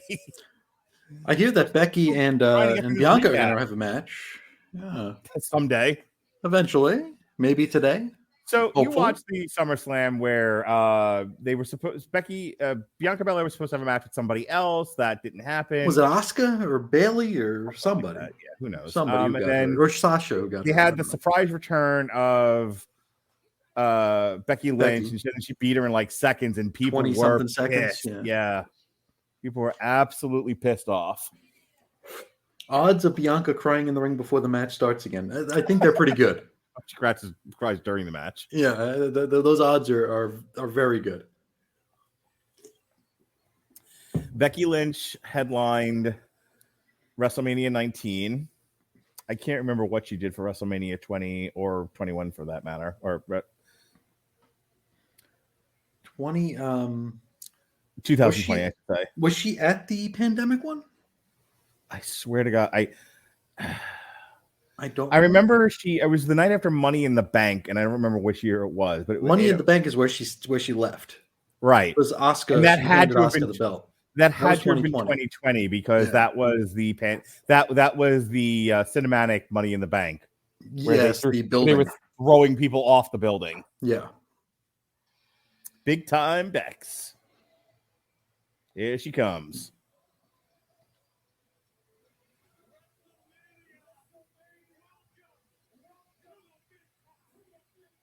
And she has a new look now, right? Yeah, Jason was saying earlier that her looks pretty cool now. Yeah. Oh, after Bianca cut her hair. They said like she looks like the girl from Paramore, was it? She's just arrived. What was that? Look. Nice. Big time Bex, baby. Woo! Oh, look at that. That is a good look. Mm-hmm. Superstar Becky Lynch. I don't know why they had the driver in. That doesn't really add to the presentation, does it? Hey, listen, John Cena showed up to one of his WrestleManias. I think it was in Detroit where he showed up in a car. Yeah, it's true. They had him racing down the street. Was that the one with like the gangster gimmick with where Punk was one of his guys or something? Different show. That was Chicago. Oh, okay. That was Chicago was the one where Punk was one of the gangsters with the Tommy gun. Yeah. Detroit was the one where he drove in and crashed through a window. That's right. There was one where everyone was dressed as John Cena. I hope she wrestles with these things on her legs. We talk about the Dominic Mysterio fringe and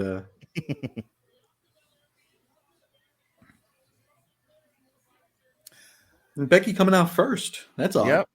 Because the real star of this match is Bianca Belair. This is the redemption match. Yep. She had her moment. It was taken from her. This is the opportunity for her now to get her revenge, to be remade, if you will. Yeah, because and Becky she's never been beat for this belt yet because she gave it up last time. So this is oh God, her eyes are very red. Like she's undefeated for like years now, right? Literally, like technically. What is wrong with her eyes? Yeah, maybe she fell asleep in a bag of Cheetos. Maybe. What is happening now? Something. Those are the drum majors for like the drum. Okay.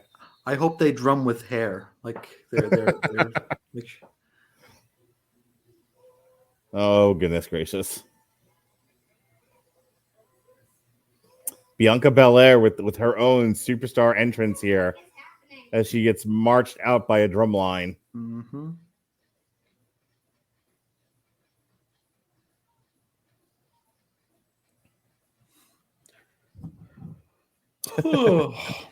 Pat goes, an Annie Lennox concert is about to happen. Referring to her makeup.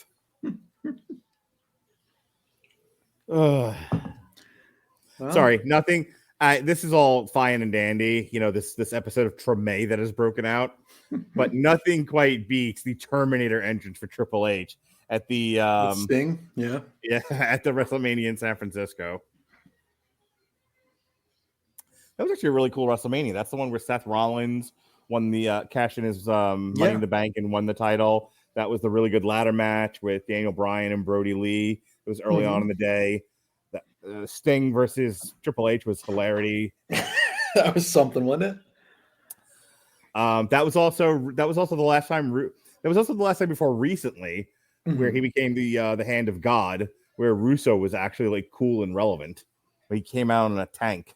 Oh, Rusev, yeah. Liv's reminding us that despite our snark, this is a nice moment for these kids in this marching band. So, kudos to them. Sure. They made it. They did. They made it.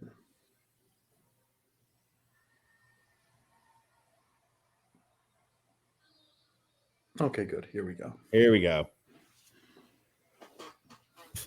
Woo! The new Twizzlers commercial looks great.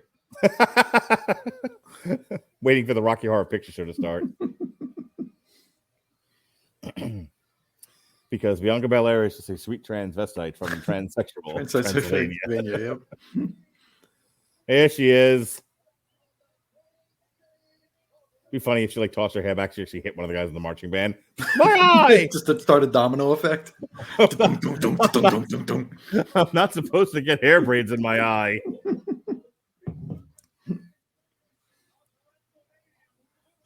Becky can't believe it. What is the disease where you... Oh, pink eye. Why does Becky Lynch look like she has pink eye? I thought she had jaundice. Yeah, she's got conjunctivitis. Who did your makeup? Right, makeup. I didn't wash my hands after I went to the bathroom. Seth Rollins got me in the eye after we were done making babies. Oh. I imagine he would laugh a lot after doing that. I need a bow like that when I do my Bianca Belair. Oh my goodness gracious. Can we get on with this match already? I can only vamp for so long. Let us get on with our day. Top our lips. What now? Her top, Yeah. it's their lips. Oh, okay. Oh, that's right. One fall. Yay. Why is she wearing a Minnie Mouse bow? Because it's cute. This is supposed to be a competitive fight. What's with the cosplay? Oh, good. She's taking it off. I'm fine now. Becky's still wearing the Tool panty deals here, so.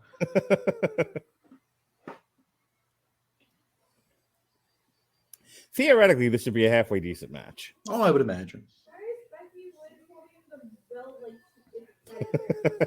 It's just holding onto the belt like it's a baby. Big time Becky Lynch. She's got some Cesaro section signs out there. Where is Cesaro tonight? Or has he been 91 days? I think he still has no, I don't think he had 90 days. I think he just let his contract expire. So he's I don't know, maybe he's the exception that proves the rule that they're not going to take everyone from WWE. So Liz is giving me shit now. She says, wait, the guys cosplay all the time. All I said was I thought she was going to wrestle in the bow. And she took it off. I had no problem with her entrance, cosplay. I just don't want her to wrestle in it. It's not like Rey Mysterio wrestled in his entire Joker costume the one year he did that. Yeah, I remember that. Yeah. Okay, here we go. And I think we're going to get some tears. All right, I think we're actually ready to have a wrestling match here after that 90-minute break. It's like one of the Saudi shows where we have the intermission. Who's the Saudi guy that always wins whenever? Oh God! Oh, Mansoor. Yes, Mansoor. He's going to be Seth's opponent. I hope the Saudi Arabian champion Mansoor. There we go. No collar and elbow tie up. Right in the mush to start off with. Whoa. Here we go. Got her up top, and no Becky Lynch. Rock bottom. Oh, more of a bookend. There it is. 1, 2. Oh, she just kicks out. Could you imagine after all that? That would be insane, wouldn't it? I would laugh my ass off if she had just. That'd be like the Goldberg Brock match at Survivor Series that one year. It's like we're getting hyped for it, and it's like 10 seconds later. It's what? It's done. What? Wait, what? All right, press your advantage, Becky. Oh, she goes to the disarmer, but no. The worst armbar in the history of wrestling. I actually used that in an amateur bout once. Oh, and did I you got in really? trouble for it. Yeah. Yeah, we were in the referee position or whatever the hell that one is. Mhm. I stepped over and I cranked the arm and I got in trouble.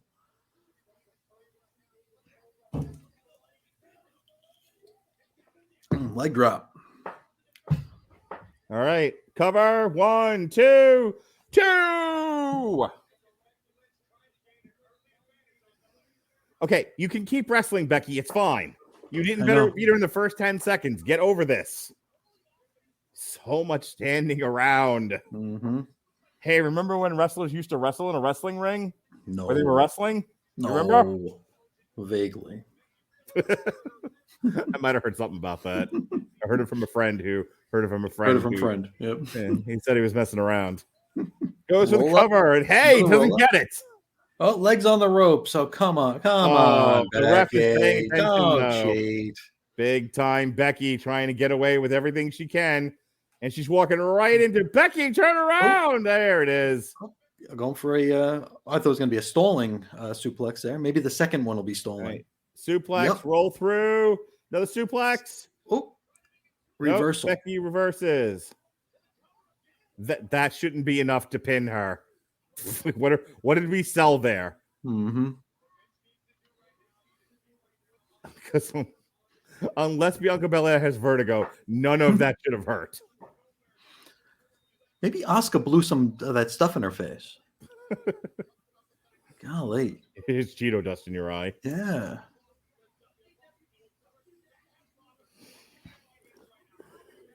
Oof. All Okay, right. so Becky is Lynch, ascending the ropes. someday, just strolling over to the ropes. Yeah, I thought we were vamping. When they do it, And it's called sloppy ass moonsault and Bianca Belair with a slides out of Mahasral the crate. way. Nope, a disarmor. Of her Oh, a own. disarmor of her own. Bianca Belair is sitting down and yanking Cranking on that it. arm. Becky gonna reach the ropes. Ring general that she is. She reaches the ropes. Bianca pulls her away. Okay, you have to break the hole, Bianca. Oh, roll All right, up. let's just not pay attention to any of the rules. It's fine. That's The true. referee's there as a decoration. All right, kick to the belly from Scoop. Bianca Belair. Another great feat of strength. Whoop. No! Whoop. Like a spider Whoop. monkey. Yes. Becky was able to hold on. There we go. Roll victory. Oh, up. Can we talk about the psychology of this match yet? Because has any wrestling actually happened? I mean, you don't always need to have wrestling when it's like a blood feud like this, but I Sure. mean, there needs to be something. I mean, Like nothing's holding this together. This is so disjointed. Well, that's the thing. It's like Becky, because they wanted to do, and take the crowd out with the SummerSlam ending, but they've never really recovered from that. Yeah. All right. Becky Lynch pulls on, never tug on Superman's cape or Bianca Belair's hair. I'll tell you that right now. Well, right into the 7,000-pound stairs. Yes. Stay on her, Becky. She wants to win by countout. Ugh. Well, she's a heel. It's okay. I mean, I get that, but still. Okay, so here we go. Exploder.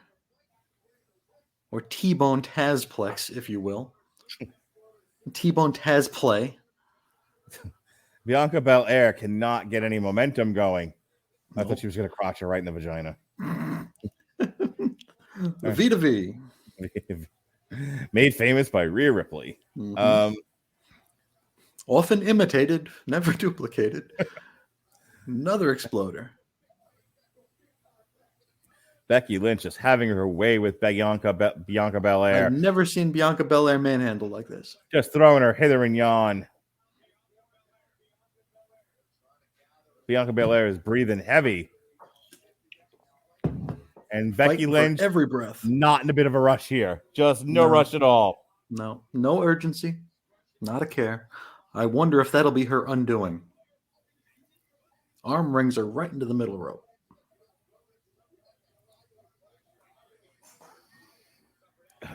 Bianca Belair selling the throat now.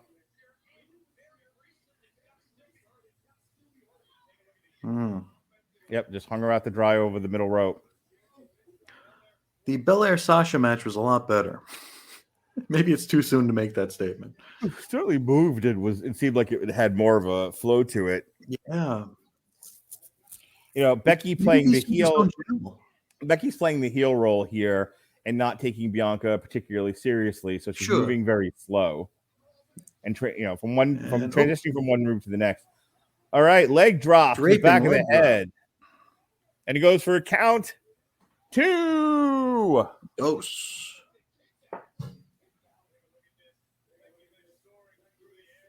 It's a pretty nice leg drop for Becky Lynch. For sure.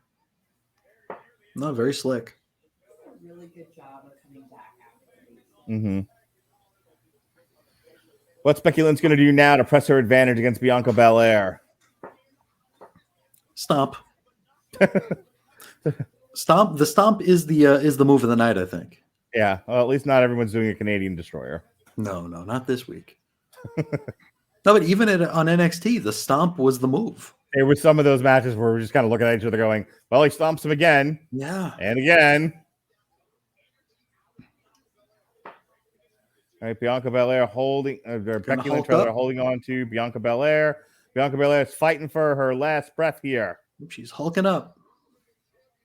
And snapmare. Oh, she's got the hair now. Is it going to be I thought we were going to get a whip. Ooh, face first. Ooh. Half step slow on that one, Bianca. Mm-hmm. Double underhook into a suplex into an armbar. Not a disarmer type, but an armbar. At least a believable armbar this time. Yeah, the Alberto Del Rio armbar. The code red. Not able to keep Bianca Belair down, though. In the shoulders down. Nope, kicked out at 2. Becky Lynch back to the armbar again. Pulling the hair. Got her in a triangle. See, this is what Becky needs to do with Bianca. She's got to nullify Bianca's power game here by keeping her grounded on the mat. Oh, she's powering up. Uh-oh.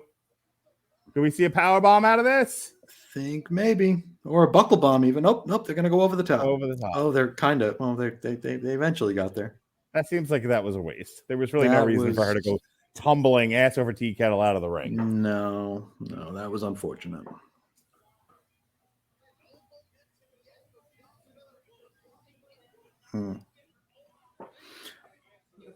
So let's take a look at the comments here. Maybe that'll help us out. The last comment here is that Charlotte versus Rousey is the last match, which I believe it is, and then probably Liz says that she's fairly certain Bianca's not getting her haircut tonight. No, I think that was. Yeah, I don't think we'll see that anytime soon. I think that's something they definitely promote. Bianca Belair with a reversal. They're on the outside. Suplex. Boom. And unlike Ciampa from earlier, she didn't try to wrestle the mat and lose. That was like a best out of 5 falls match, too. And Ciampa still lost. All right. Who will make it back into the ring first between Bianca Belair and Becky Lynch? Be a double count out. Could you imagine? Maybe they can do it tomorrow on WrestleMania Day 2. There you go. Becky Lynch trying to get to the advantage back. Bianca looks like she's means business now. All right, they are trading forearms here. Bianca Belair pushes Becky Lynch into the corner. Shoulder rams and just a clubbering, baby, a clubbering. Bianca Belair is pissed. She has had enough of the nonsense. That was an awful spinning kick. I'm not sure if Bianca Belair just dumps her on her head. It's fine. Gut buster there. Hooks the leg. 2 count.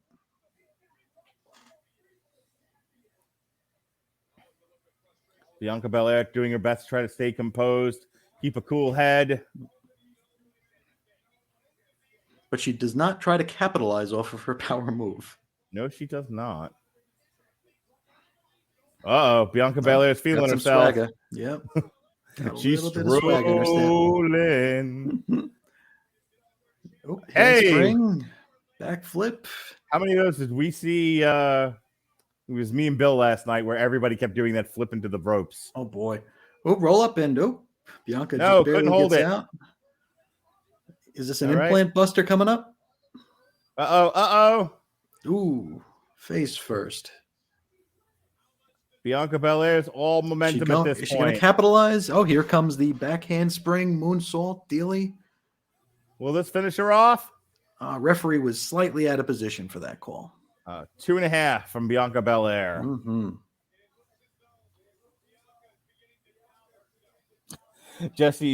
Jason suspects that the camera people all work for Brazzers, as we're getting a lot of tasteful crotch shots.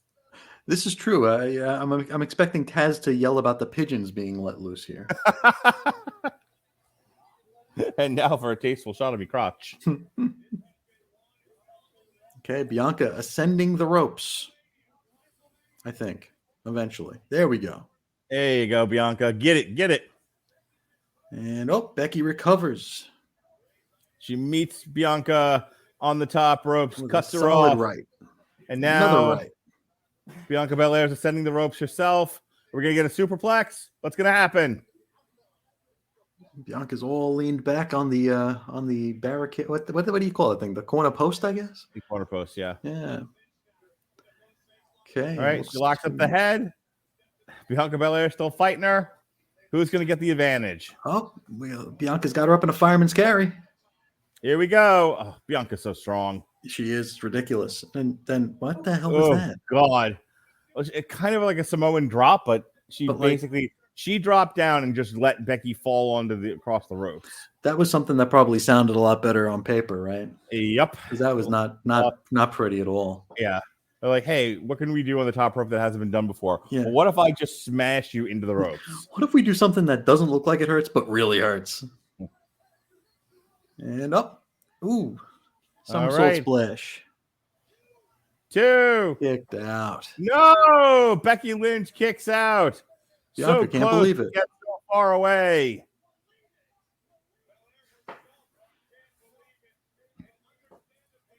Oh, we're going to actually see this mess again? Okay. Becky, I'm just going to dump you on your head. You're going to do what now? Ah! Think fast. That looked like it was a 5 count there in the recap. Maybe she's King Kong Bundy. Had to get that 5 count. 5 count. I'm going to squash a midget. That's next year. All right, Bianca Belair, what are you going to do? She's first up to her feet. She's just going to stand there, sit there, squat there. She's in the squat position. Mm-hmm. What's she going to do? You got to get her back in the ring, Bianca. You can't win the title by count out. And, that was bad. Been hit harder in a mosh pit. Yeah. Stunner across the ropes from Becky Lynch. Oh, kick. Becky going up top again. A high-risk maneuver. Let's see if she'll get the high reward. High rent district here. The Molly go-round. You got it. Yeah. I thought for sure as Bianca stood up, she was going to catch her. Yep. Maybe she was supposed to. Couldn't get the 3 count, though. Yep. Becky can't believe it. My wife on the lookout for Becky Lynch's wedgie. There might be a lot of fishnets and underwear into your butthole. Okay, Becky trying to shake the cobwebs here. And the conjunctivitis. I agree with you, Lily. My wife and child are surmising that Becky Lynch is just sunburnt around the eyes and the eyes only because that's how sun works. As an Irishman, I can agree that's happened to me before. You've only burned your eyes. I've only burned under my cheeks, like right around my eyes. I've had that happen. Becky in the ropes and up, spine buster. Boom! Down goes Becky Lynch. Very Ron Simmons-esque spine buster there. All right, that Bianca. damn flip again. Okay, lands on the knees. Nothing. It's like it didn't work the first 8 times. How about I do it again? Every time Bianca Belair starts to get a little momentum, Becky Lynch cuts her off. Yep, because she keeps going to that same stupid flippity-do move. Another implant buster. Roll through. 1, Roll back. 2. Nope. Roll again. Into the corner. And another tasteful shot of her wedgie. Yep. If only Dolph Ziggler was in this match, she would have been knocked out by that move.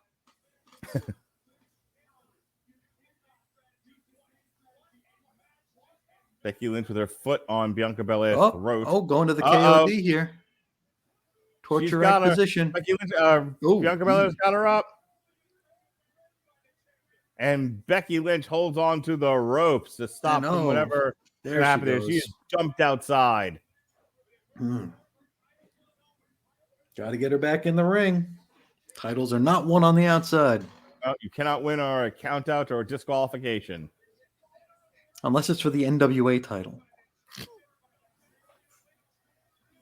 Becky Lynch trying to powder out. She's had all she can handle of Bianca Belair. She's starting to smell fear.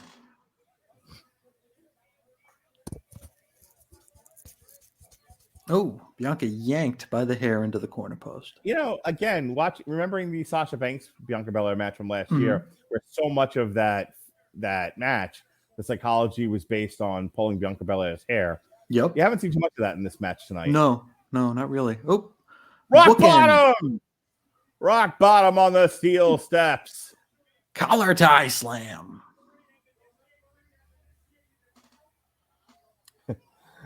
Liz says, enough with the makeup already. It's holding up nicely. Quit being mean to her. Maybe it is sunburn then. Got to get some aloe on that. Uh-oh. Are we going to win by count out? No. Of course, at 9, she rises from her grave. Roll up. Yeah, it's Altered Beast here. Becky Lynch frustrated. She doesn't know what to do to keep Belair out. I feel like Becky is she's entered the misery business right now.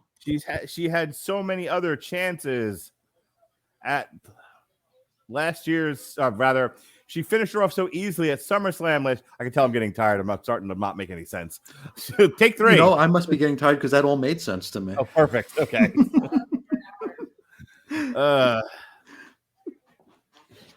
Okay, Becky is pulling Bianca up very slowly.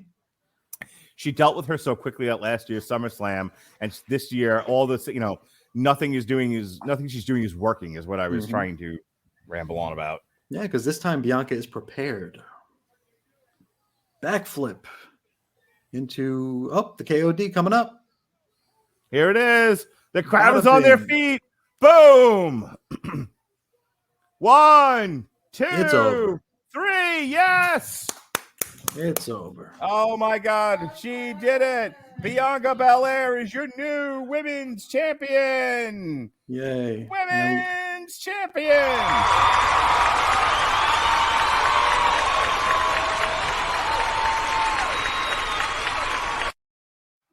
Outstanding. I'm just happy it's over. I haven't gotten to play with my buttons all day. After being embarrassed within seconds at SummerSlam last year by Big Time Bex, Bianca Belair has reclaimed the title. Herself. Yes. The long road back to salvation. Bianca Belair is your new women's champion.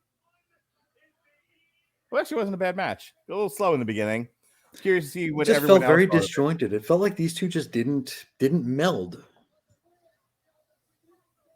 So, question from the group here. Do we get a rematch or is Becky taking a break? Well, WrestleMania Backlash tends to be all rematches, so I'm guessing they get a rematch then. Yeah. Yeah. They only have 800 hours of TV to fill. Yeah, no, we'll see. We're going to see this match so many times in the next few months. We're going to be so tired of it. Hey, we don't have any hosts this year.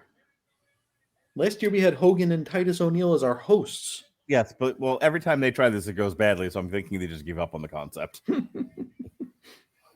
As they should. As they should. Remember when The Rock was the host? That was garbage. Yes, he was the host, and then he had to wrestle for the next 2 years. Yeah. All right. Pat Mullen says, very good match. Nothing else following this tonight, including Steve Austin versus Fat Guy. But what about Seth versus Shane McMahon? That's going to be good. All right, let's talk about this for a second. So the easy money is that it's Cody Rhodes. But if it's not Cody Rhodes and it's not Shane McMahon, who else could it possibly be? Who is out there right now? Do you think MJF from AEW could have his contract ended and immediately signed with WWE? Its contract end? I don't know. I'm just making shit up at this point. I think it'll be Antonio Inoki or Okada. You know what? Maybe because of the Forbidden Door is open. The Forbidden Door, Christian. MJF walks through since we didn't get him at the Royal Rumble. Maybe it'll be Moose. Oh, could you imagine? The Moose. Could you imagine the crowd not knowing who the hell Moose is? And I was going to say I couldn't point Moose out of a crowd. He comes Moose out could deliver a pizza to my door. I wouldn't know. He walks out and everyone goes, "Why is Apollo Crews here?" Maybe it'll be Apollo Crews. All right. So Pat thinks it's going to be the Undertaker. Maybe Liz Shawn thinks it's Michaels. Be the Undertaker. So maybe it'll be the Undertaker. Maybe. And if it is, I may say never say never. I'm telling you right now, if it ends up being the Undertaker versus Seth Rollins, I'm making my daughter do commentary. I'm going to do it with a hand puppet. I'm going to go to sleep. I'm going to make Melissa do it. Oh, that'll be interesting. There you go. Let Jonas do it. I'm just gonna take my headphones off, put the computer microphone on. I'll let my whole family do it. Just put the dog in the chair. Sugar, what do you think of this? She just starts licking the screen. Maybe it'll be Jordan Grace. All right, so let me catch up here in the comments here because people are chatting with us now. Yes. Pat says, and he squashes Seth for admitting fear of the fat nerd who jumped the rail on him. What was it? He was so frightened of the guy, whatever word he used that I ended up using in the That Wrestling Show podcast. All right, and then we have a friend here on YouTube. Once Ronda gets the SmackDown belt from Charlotte, they will switch Bianca's Raw belt. It's entirely possible. I don't know when the next draft is going to be. Maybe we had it in week. October, right? Yeah. Well, don't they do a draft now at least every other month? They might. Well, if we're merging the titles, maybe we don't have to do that anymore. I don't know. Yeah, who knows? All right. Robert Winfrey has had enough of my shenanigans. Says, "Oh, come on, Moose is 5 or 6 inches taller than Cruz." Like anyone would know that, though. Not me. Thank you for pointing that out. But Robert Winfrey also putting his opinion out there that he thinks Taker squashing Seth would be outstanding. We got a vote for Bray Wyatt. Imagine signing. They re-signed if JoJo's here. Maybe they re-signed him for 1/4 of what he was getting before.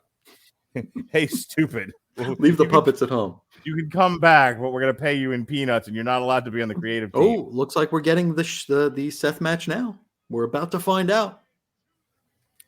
All right. We're now in the comments. They're now arguing over Kevin Owens' weight. I'm going to stay out of that. All right. Here we go. He looks a lot better than he did. I'll tell you what. When he showed up on Raw to wrestle John Cena, he had a bit of a basketball belly. Yeah. So he doesn't quite look as pregnant like he used to. It's true. That is true. So now, if it is the Rhodes guy, what song does he come out? Does he come out to? Do we have to hear?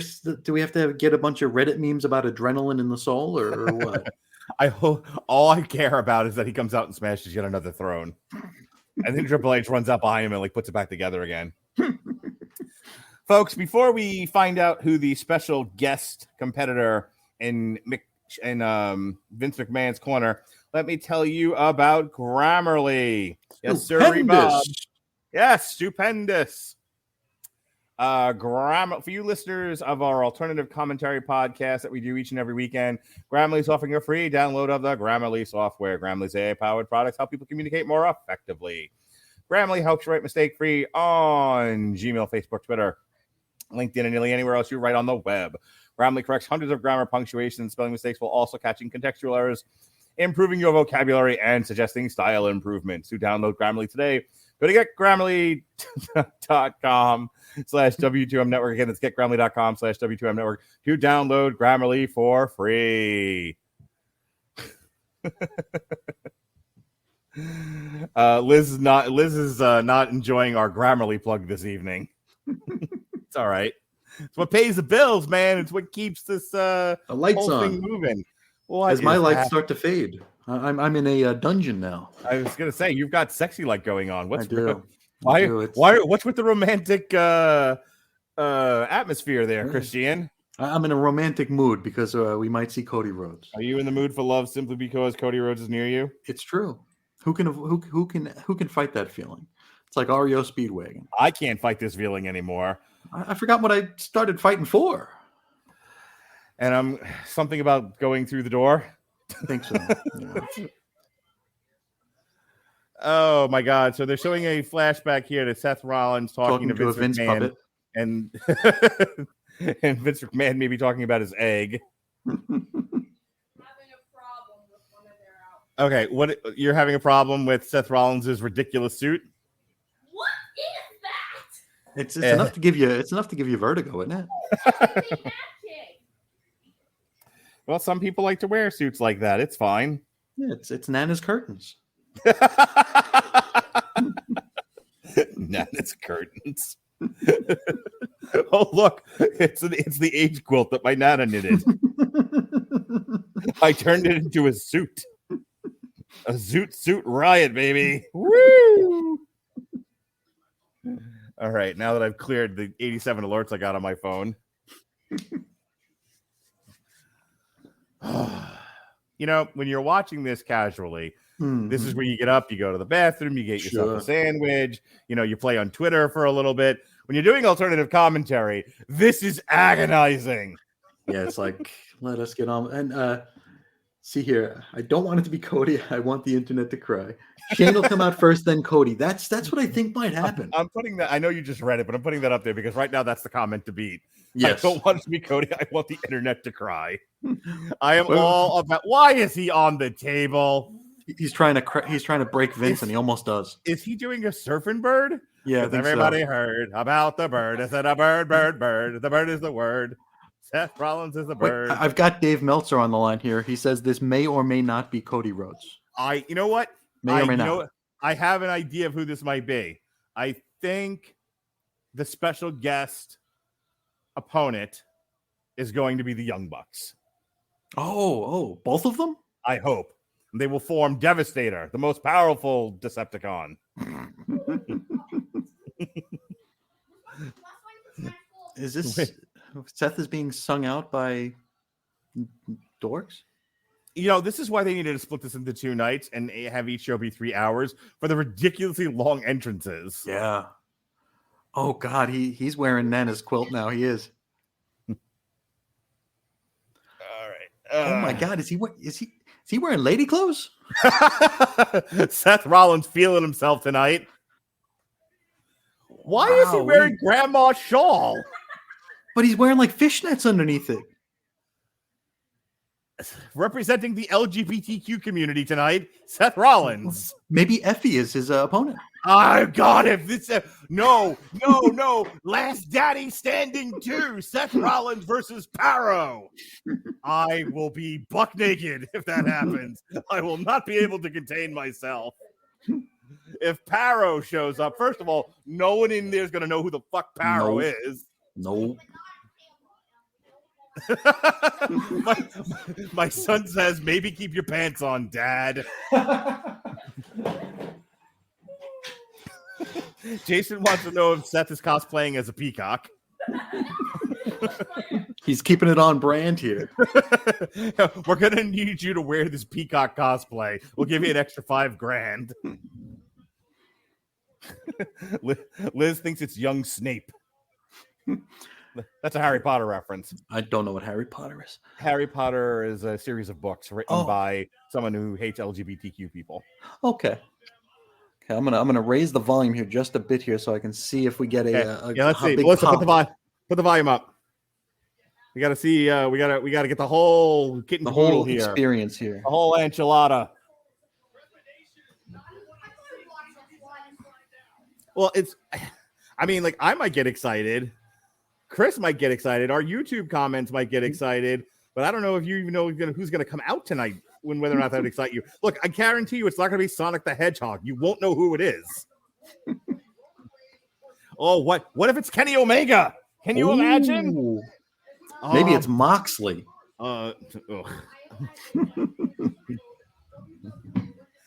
So what's happening right now, Jonas, is that Seth Rollins is fighting a mystery opponent. The question is, who will it be? And what side is he on? Oh.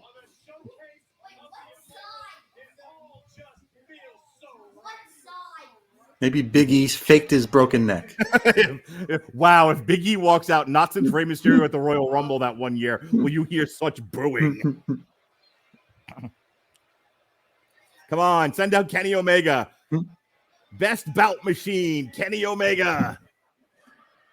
I would seriously shit myself just right for at least the third time this year on camera. We anxiously await the arrival of our guest opponent. Somebody. God, could you imagine if it's Moxley? That'd be something. Wild Thing.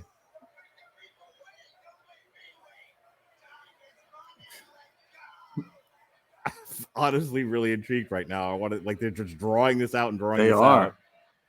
Yes, the suspense is killing me too, Liz.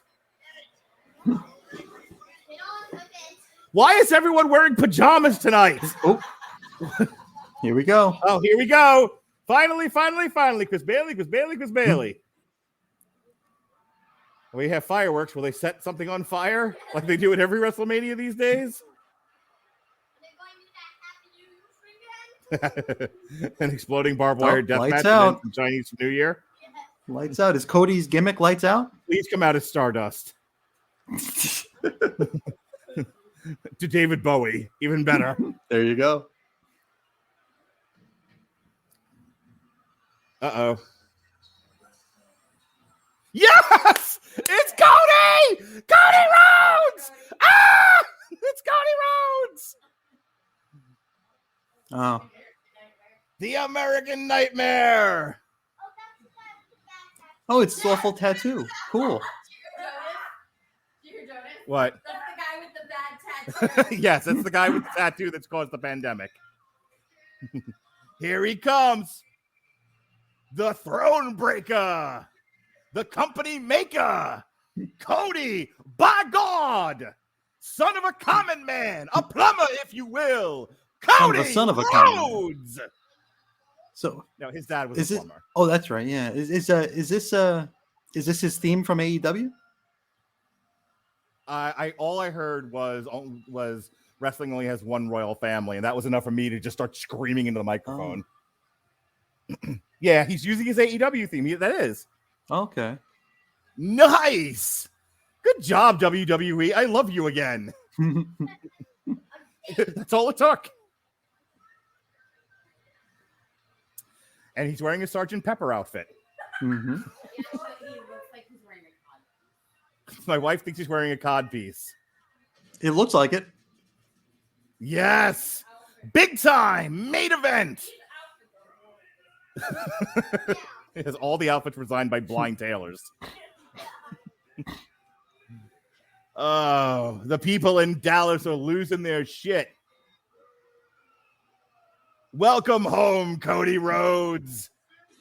Wait. Yep. Dave Meltzer says this may or may not be Cody Rhodes. It's actually the Young Bucks. They have formed Cody Rhodes. All right. We've got Liz says as long as we don't get Brandy. We'll see what happens. Yeah. Jason says he's legitimately excited for this. I am too. Now, mind you, a few years ago, this was a mid-card match on SmackDown, but whatever. Cody Rhodes came back. He learned a new hold. Cody Rhodes went away, rather. He learned a new hold, and now he's back with his pandemic-causing tattoo. That's bad. Yeah, it is. Was he drinking absinthe, do you think, when he decided to get that tattoo? I think he was drinking bleach. Liz woke up her dog screaming. That's okay. My kids all want to know why I'm having a conniption over here. They're like, why is Dad screaming about the blonde-haired guy with the terrible tattoo?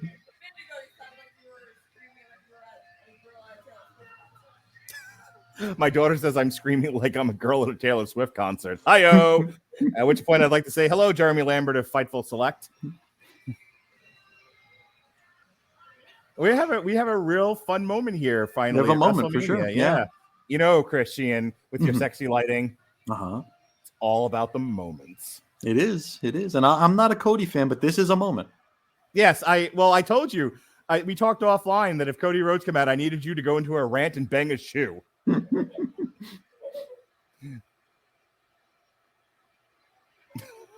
I think Cody without the cringy creative control would be it's gonna be okay. When you have a chance, look at the screen. Just look at Liz's comments. I enjoy watching wrestling with women because their observations are always keen and interesting. A little different than Put ours. your tongue back in your mouth, woman. I'm sure you were, and I don't know why you're licking your lips over Cody's tattoo. Oh, that tattoo's bad. Yeah. Cody, everyone hates Cody's tattoo, Liz. Everyone. Cody.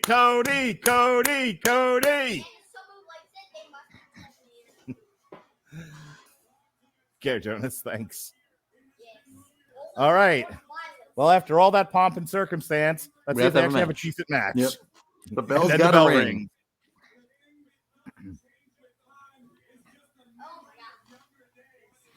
All right. Cody's face aged a lot. Well, if you tried running AEW, it would age your face too. I guess so. Especially after Tony Khan was like, "Everyone out of the way, I'm booking this stuff now." Yeah. Do you have any creative? Thanks for the ride. Now get in the back. Do you have any creative experience, Tony Khan? Creative what now? My daddy's rich. I used to watch wrestling in the 90s. I was on a message board. I watched the Monday Night Wars documentary on the network. Good enough, Tony. All right, they lock up again. Both men vying for position. Oh, Cody Rhodes is the first to get a headlock. Side headlock.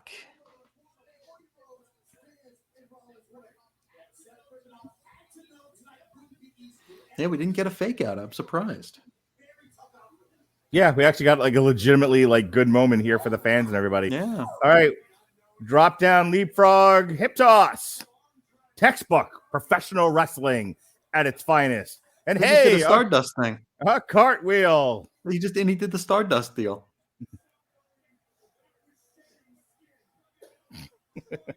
Glad we can make you laugh, Liz.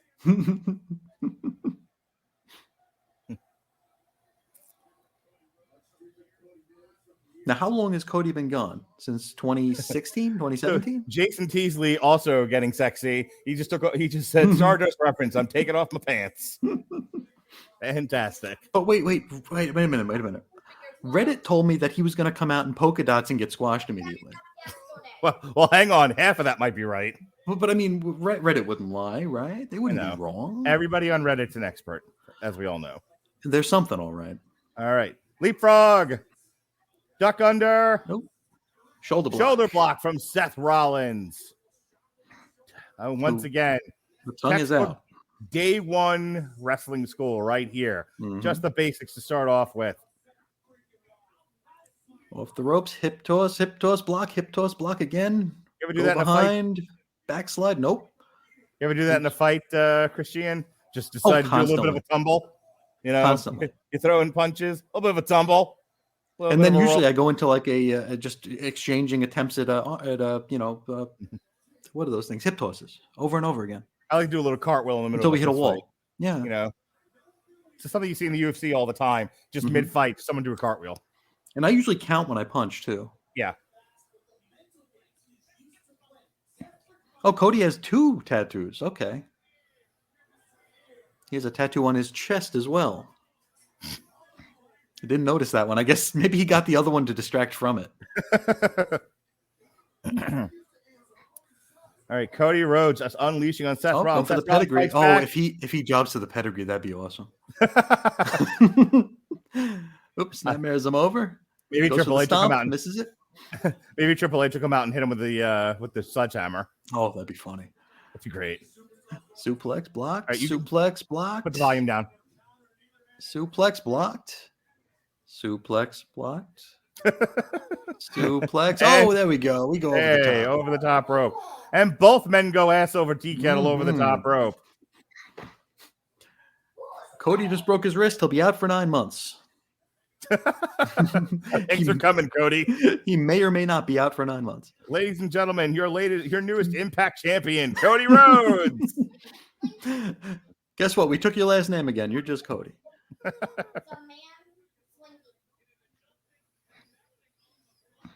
Just think about all the mental space Cody has now that he doesn't have to try to pass copyright on old WCW properties anymore.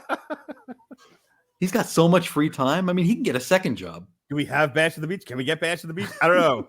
Call legal. I want to do. Do we have Bunkhouse Stampede? I want to do War Games. You can't do War Games. I think they yelled blood and guts at us once on TV. We'll go with that instead. Fine.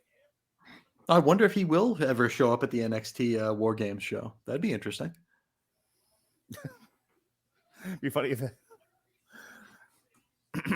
Yeah, that'll be so after this big WrestleMania moment here. Next thing you know, Cody Rhodes currently on NXT fighting Dolph Ziggler in a SmackDown mid-card match from Part 1 of 5,000. Oh, there's a hip toss. Finally landed one. Goes right for the armbar. It's like an odd armbar there. Trapped armbar, trapped wrist armbar. By all rights, this should end up being a fairly decent match. I mean, these guys are pretty evenly matched. Good body type, size, same conditioning. Yeah, this is all right. Cody Rhodes was frequently Jim Cornette's favorite part of AEW because he was one of the few guys that could actually work. Not flippity do. Yeah. Yeah.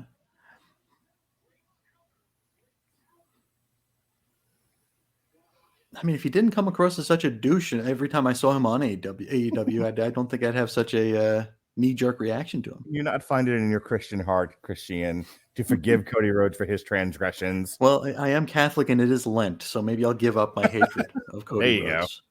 Go. Oh, that was not nice. Kick in the balls by Cody Rhodes. Showing a vicious streak since he's come back from AEW. Ooh, Inzaguri. So is this the first transition back from an AEW guy, or the first AEW cross to the WWE? Because so far everyone's gone there.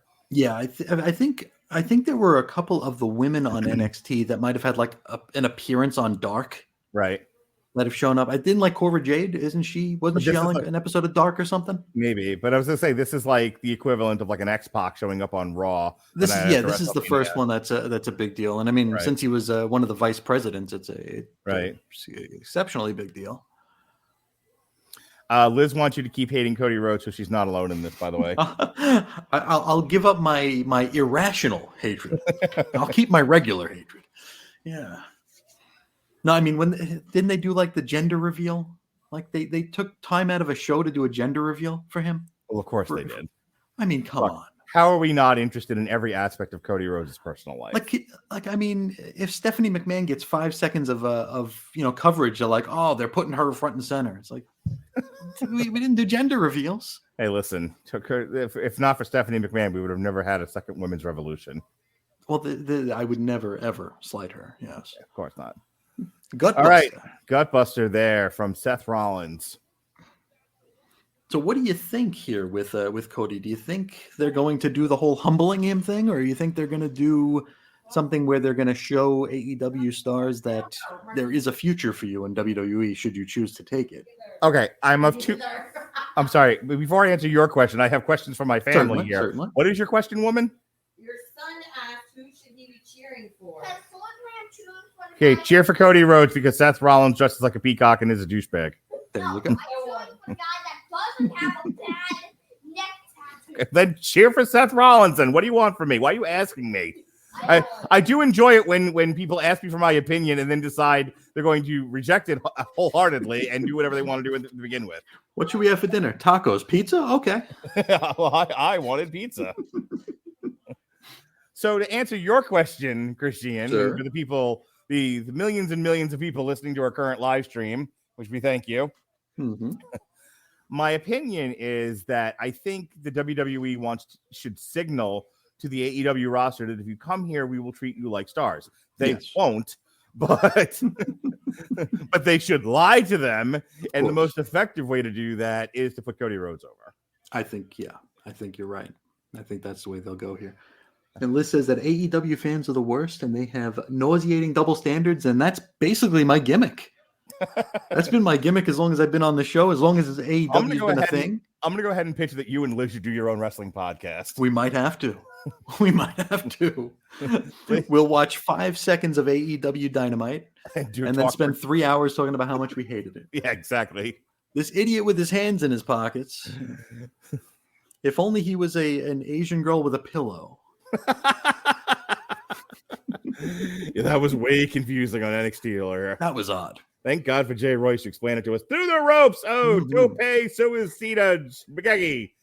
And knocks Seth Rollins hither and yon over the announce desk. Here we go again. Olay! All right, so that was a Scott Hall-esque bump there by Seth Rollins, who had not enough momentum at all, and literally high jumped over the damn desk. Yep. Now, was this whole presentation, the Cody presentation, was this his AEW presentation? Like, did he come up from underneath, and because it looked like he came up like the old Brood, Ring of Fire thing in the stage. Is that part of his deal? Cody Rhodes? Yeah, in AEW. Was that part of his intro? No, he would just walk out normal. Okay. And he'd have Arn Anderson waving a clipboard. Oh, really? That's not a joke. Oh. I wish it was. Poor Arn didn't know what he was doing half the time. The clipboard's supposed to be notes and stuff for how to be, for your tactics in the wrestling match. I'm pretty sure it was just whatever, stage directions.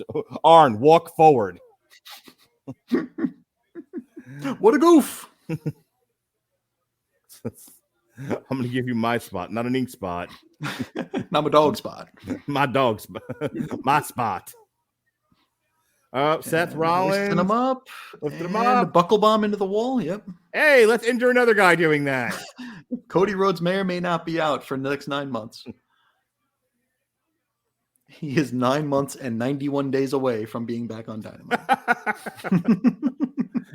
Enjoy your broken neck, shit for brains. That'll learn you. How dare you leave, be successful, and come back as a main event guy? We'll show you. No one leaves the cult unless they get fired. Ooh, super kick. Go for the Falcon Arrow. Stalling Falcon Arrow. There he is. Falcon Arrow. Kick out. 2.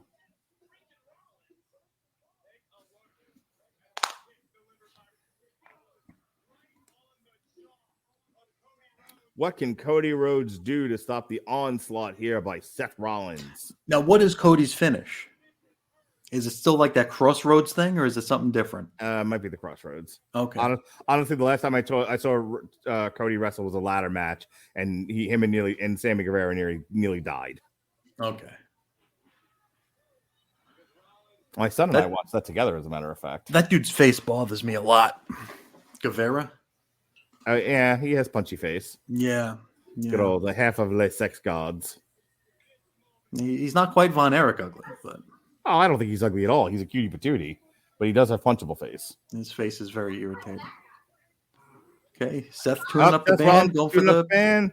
Roll. No, misses the curb stomp. This is the second stomp.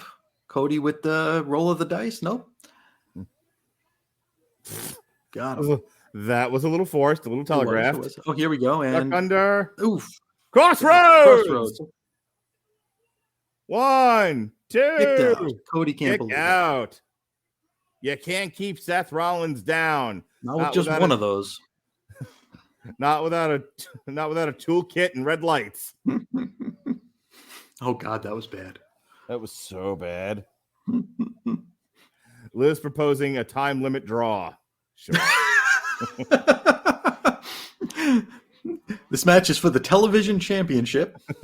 No throwing your opponent over the top rope. Cody Rhodes should just grab the mic and demand NWA rules. No coming off the top rope. That's right. And the title changes hands on a disqualification. All right, Cody Rhodes climbing the top rope. Seth from behind here dumps him. Right on his chest there onto the turnbuckle.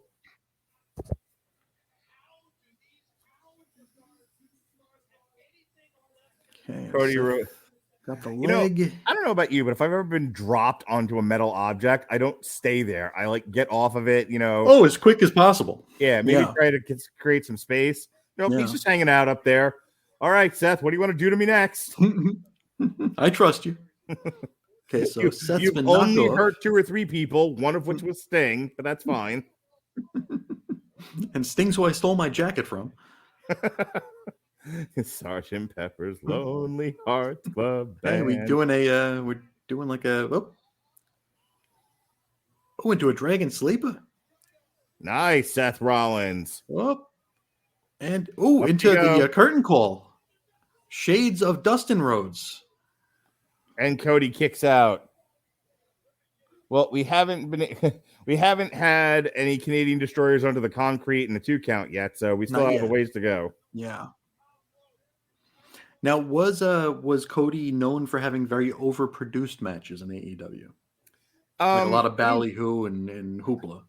Well, definitely his entrances were always something ridiculous and spectacular. And but what about the matches here? Were they like way overbooked? Not all of them, and like I said, most of the time he had the most solid match on the card. Okay. Oh, grinding the forearm into Cody's face, trying to rub that tattoo off his neck. Did not work.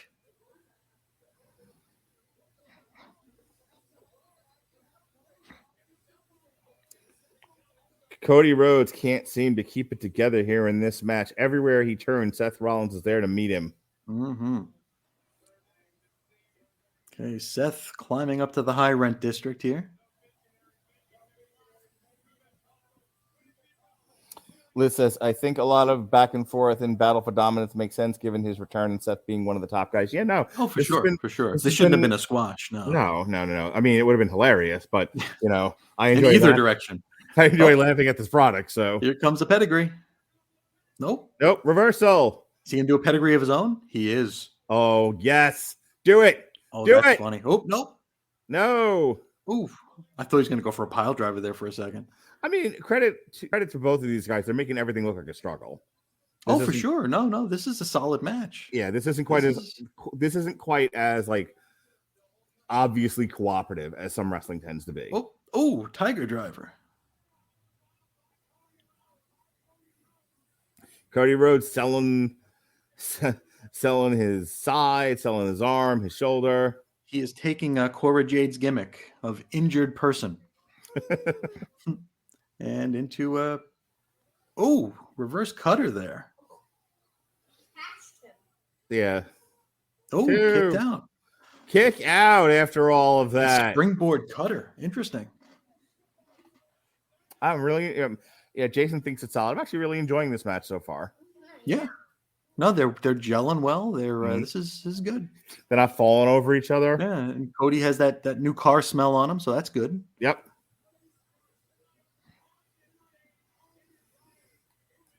What does Cody Rhodes have to do to put Seth Rollins away? Get the sledgehammer. Break the throne. I'll tell you, you were asking me about his matches. His bigger matches, the ones were closer to the top of the card or the actual main event, were often very bloody. Like I remember he had a match with Dustin with his brother where the two of them were just covered in blood by the end of it. Oh, jeez. Oh, pedigree. No, Cody, no. Okay, God, I thought for a second they were going to rumble poor little Cody. Cody Rhodes kicks out of the pedigree. Do we have any idea how long his contract is for? No. I wonder if they tried to sign him long term.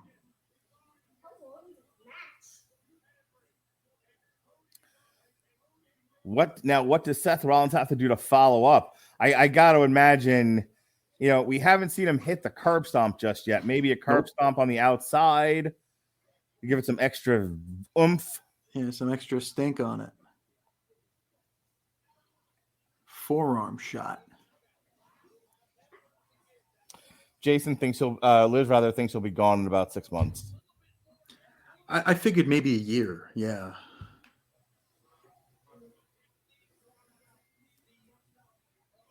I mean, I know I feel like him and Brandy have some other television commitments. So I don't know if he's what the deal with, like how many dates he's got, but sure. I imagine part of it is he has to have the freedom to be able to go do other stuff. Do his stuff, yeah. Yeah, he can't be like a 300-dayer like some of the other guys, like the Usos. Cody Rhodes and Seth are just exchanging kicks. They are indeed. Oh, he's got some boots to the face. Those are the worst kicks I've ever seen. They were not great. It's like, hey, what looks like crap and really hurts? That. Yeah. Ooh, rabbit punch there. A rabbit punch forearm, to the back of the head. Yeah. That's a hot date in some people's eyes. Mm-hmm. The lot lizards don't mess around. No. Oh, you're winner by donkey punch. Crossroads. He's going for a second. He's going for a second. He's going for another one. Can he hit it? Good night. Crossroads again. Get him, Cody. Finish it off. Crowd's getting amped for this. They're on their feet, Chris. They are. And what's he doing here?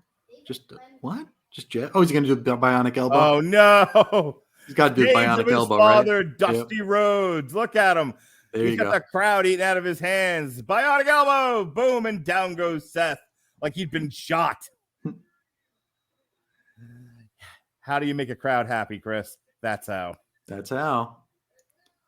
There you go. Thanks for coming. All right. Come on. This has got to be the end. Done deal. Your winner, Cody Rhodes, the Throne Breaker. And now my son is running to his room depressed. Bad tattoo beats Peacock, and my son will have none of it. Boo! No, yay! No. Cody! AEW, he said on the WrestleMania podcast. Okay. Hey, our friend Liz is with you, Jonas. Just so you know, she's not happy. Yep, I love the match too, Jason. This has been my favorite match of the night so far. Yep, by far, actually. For sure. It's the only one I've actually wanted to pay attention to. Yeah, this is the one where I wasn't looking at my phone almost the entire time. Yeah, or checking in on the comments. It's like, oh, Baron Corbin, great. Or wondering if I left the iron on. All right. I haven't used an iron in 18 years. Did I leave it on? Maybe. All right. Checking in with the rest of the card here. Yeah, that was almost 20 minutes, that one. No, sorry. Bianca Belair, Becky Lynch was almost 20 minutes. They haven't put the time in for Cody Rhodes and Seth Rollins yet. We have 2 matches left. We have the New Day versus Peaky Blinders, and then we have Charlotte Flair versus Ronda Rousey. And then the KO show. We're not getting out of here until tomorrow. It is already 10:30. Hopefully, God willing, the Peaky Blinders match won't be very long. Maybe that'll be a squash. Maybe Butch will do something. He'll do some joint manipulation and just someone will give up. Hey, your new best friend Liz also thinks Drew McIntyre is pretty hot. Delicious.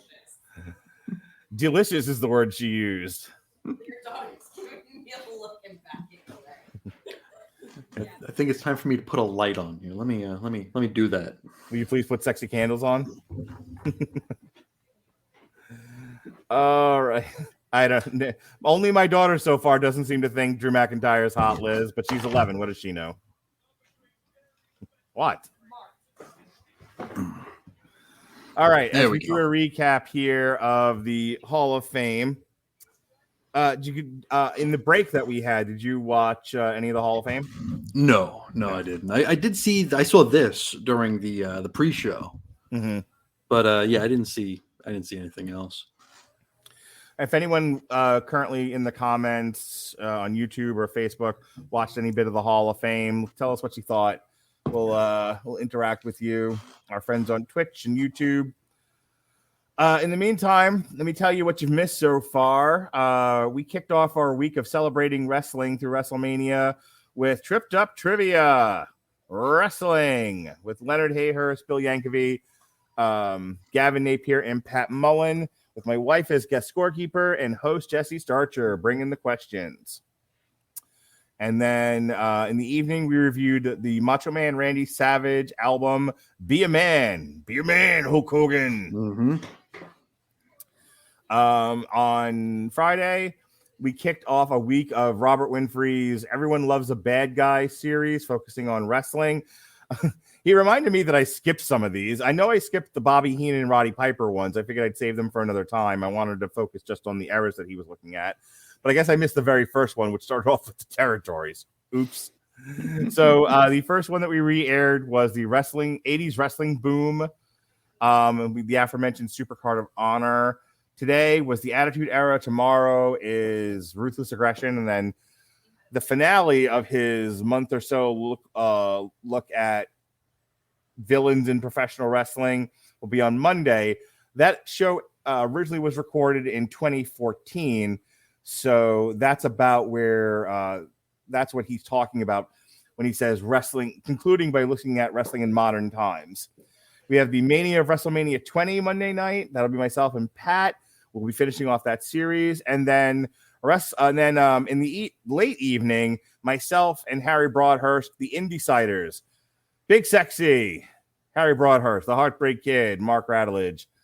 We'll be reviewing Effie's Big Gay Brunch 2022 and No Peace Underground's Last Daddy Standing, Fear the Gay Agenda, Effie versus Paro.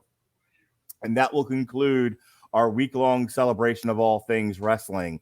And then we're into the new shit. We've got a review of Morbius coming up, a review of Lordy Abusement Park, and a review of Pam and Tommy from Hulu. So while we're waiting, Chris, what do you got going on?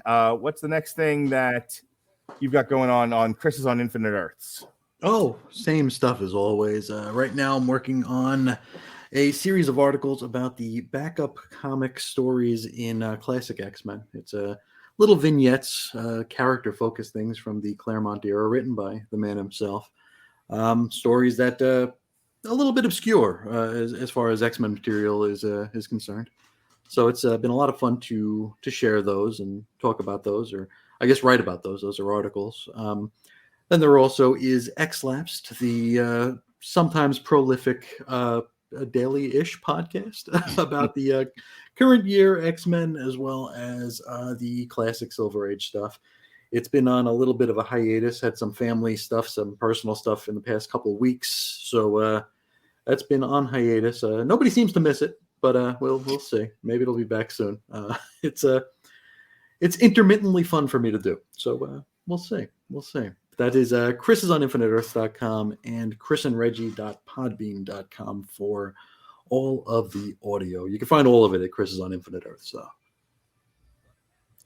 I'll be joining a YouTube show to review Mania on Wednesday. The guys on it are dull as dirt and annoying, but don't tell my boyfriend I said that. Okie dokie. Hey, Liz likes the X-Men stuff. yeah, Hey, your new best friend, Liz from Staten Island, man. I lived on Staten Island. There I went to go. PS 36. Yeah.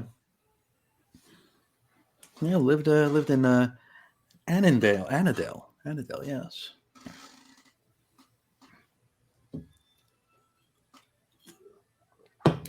In the Hall of Fame here, we're having people taking their kudos here.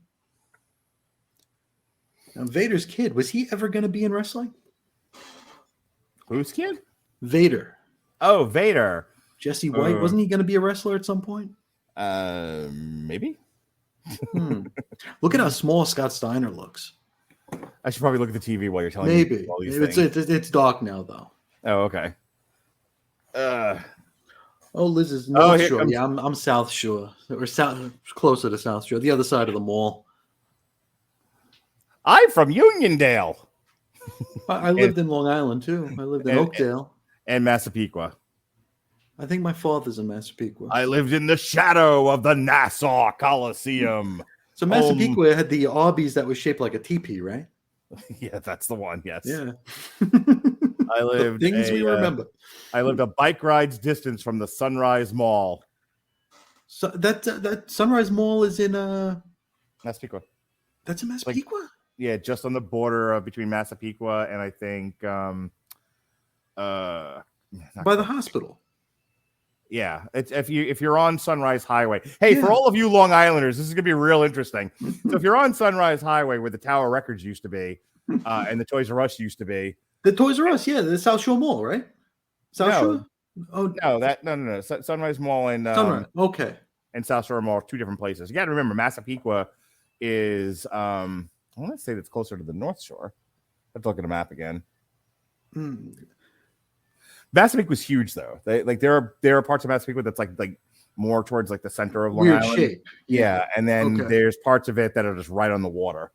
I used to work at a catering hall that was right on the water in Massapequa. Okay.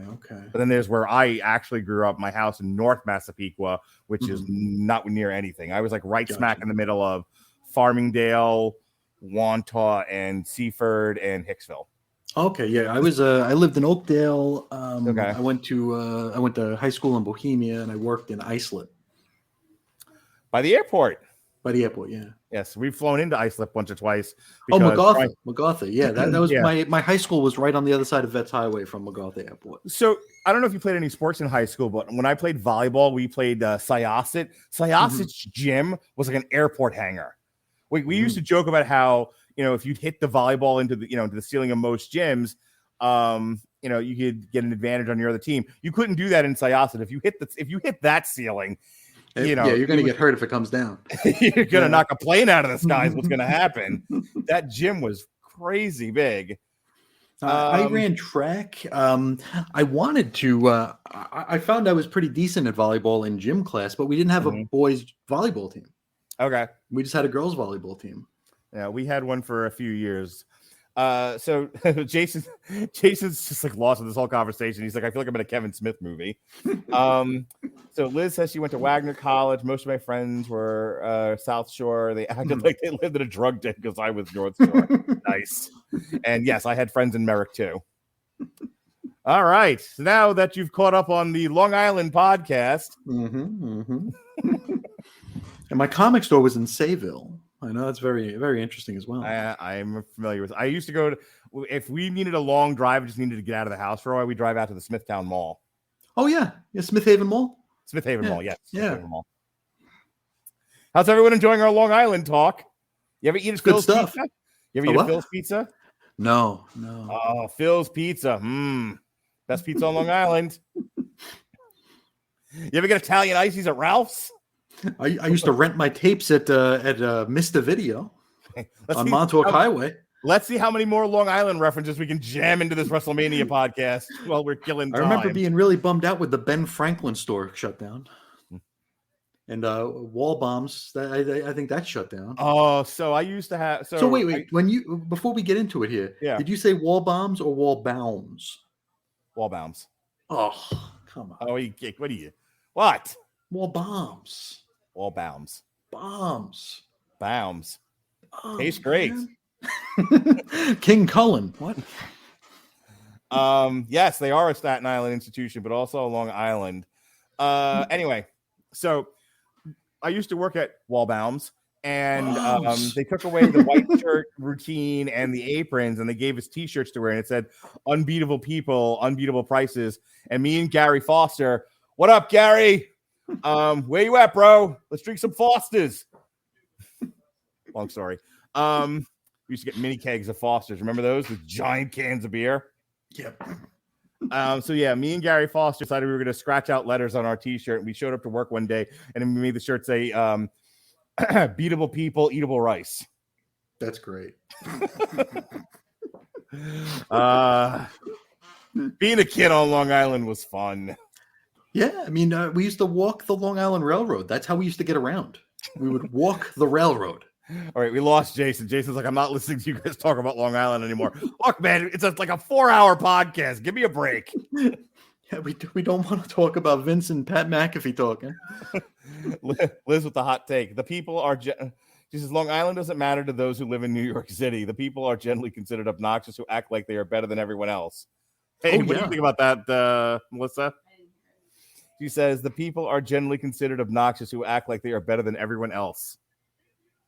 Yeah.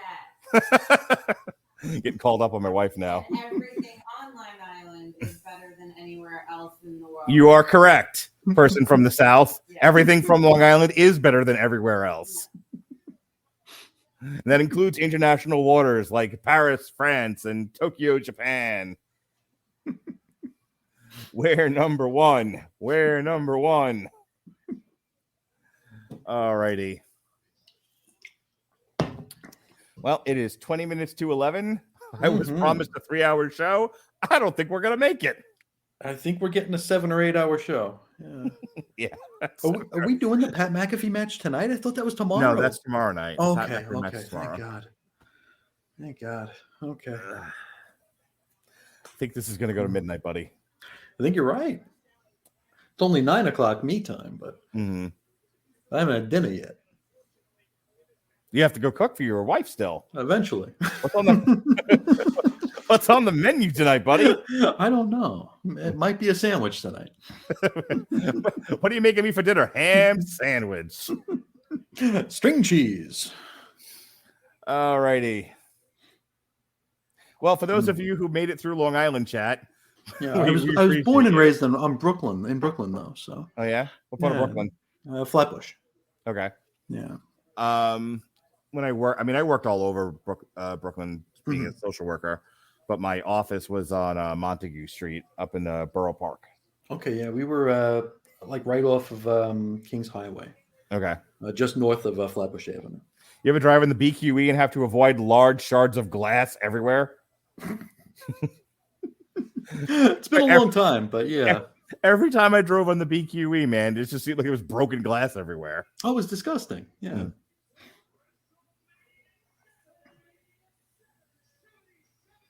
Oh, here's the attendance. 77,899. Wait a minute. Dave Meltzer says it may or may not be 77,000 people. Dave Meltzer says it's more like 20,000. Yeah, that's closer to 8 people. It's one guy they cloned. 70,000. And only 4 of them paid. So. Hey, look, we've had a fireworks show where they didn't set anything on fire. Yeah. Or launch missiles at the crowd. So that was the one my wife and I went to in Orlando one year. Okay. I think that was the here's some wrestling talk for you people who tuned into the wrestling podcast. So my wife and I went to a WrestleMania that was in Orlando, and I think that was the year that Edge and The Undertaker were the main event. And the fireworks display went off poorly, and they launched missiles at the crowd.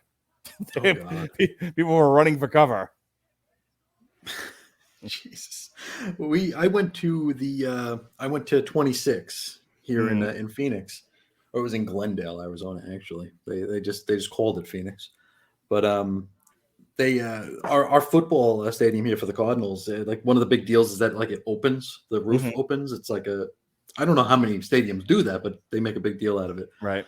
So like halfway through the first match, and I mean we're 3 hours behind everywhere else. They opened the thing up, and the sun, you could see the sun beaming in on part of the crowd. And as they open it, this beam of light just grows, and people are screaming for them to shut the damn thing.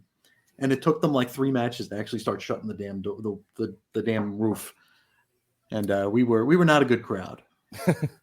So right now on the TV here, we have a promo package for Charlotte Flair, Ronda Rousey. Are we not getting the New Day match? I hope not. I hope that also means we have less than 15 minutes now, including entrances, to get this done by 11. But we also have the Austin and KO. That's right. Yeah. What are we doing here, Chris? So it's going to be this match, then the New Day match to let us down, and then the Austin thing? So I'm sitting here thinking, right? It's getting late. A lot of our friends have come and gone. We're trying to figure out what the next match is, and I'm debating, should I do like a lot of kids do on these reaction videos and just start eating on the podcast?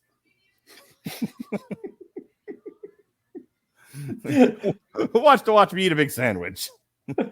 I need the Asian girl's pillow right now, and the orange soda. So Jason, throwing a big man tantrum, wants to know if we're done talking about Long Island. Well, Staten Island. We were done talking about Staten Island a while ago. Yes. No, yeah. we're done. We're done reminiscing. I'm done reminiscing with my best friend Chris Sheehan about our home of Long Island, the best place on earth. What was your high school again? I was Connecticut. Connecticut, Plain Edge. All right, Robert Winfrey says Ronda should shoot on Charlotte to save time. Oh, please. That would end the match real quick. I'll tell you that much. Good grief. Ooh, look who's getting fish hooked. Yeah. Don't it look sexy, Melissa? How would you like a nice fish hooking? No?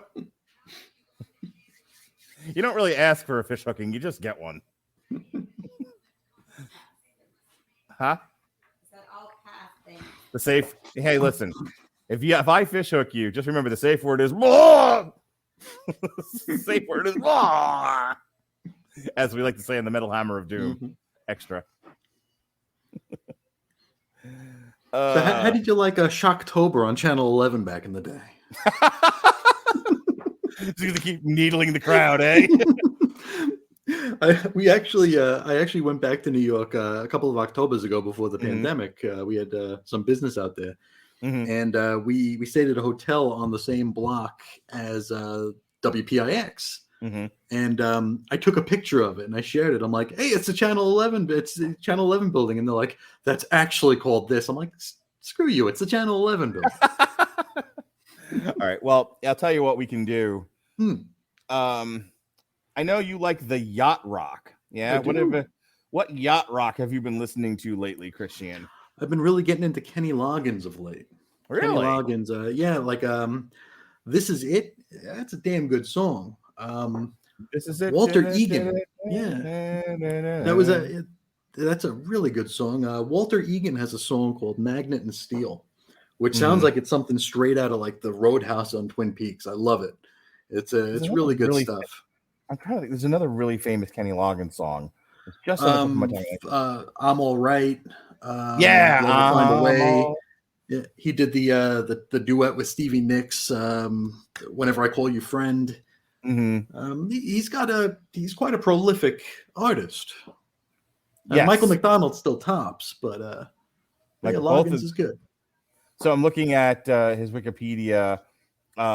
Footloose. Okay, that's what I was thinking of. Yeah, I was thinking of Footloose. Danger Zone. Yes. From he became basically like the soundtrack guy in the 80s. Yes, and that's where I would know him from. Yeah, yeah. Jason's even chiming in now with the Danger Zone. All right. I believe we are. Jason says they cut New Day. They cut the New Day. We are going right into Ronda Rousey versus Charlotte Flair. So really quick, folks, since I've already written down the time, hey, click the link in this podcast for a free 30 days of Amazon Music Unlimited. Yes, we are giving away a free 30-day trial of the Amazon Music Unlimited service. Did Lily go to bed? Okay. Go ahead and click that link and get amazonmusic.com/W2M network. Fantastic. And I'm glad they cut the New Day. Yes. You can check out some Rupert Holmes on there. There you go. Pina Colada guy whose all of his songs are basically the same thing. It's all very for interesting. Free. It won't cost you a dime. And not even a thin penny. And we are ready for the main event here of WrestleMania Night 1. Ronda Rousey versus Charlotte Flair. And I'm with Robert Winfrey. We've got 10 minutes left to get to 11 o'clock Eastern Standard Time. Shoot. Just rip her arm off and beat. Yes. Just rip her arms off and beat her about the head with it.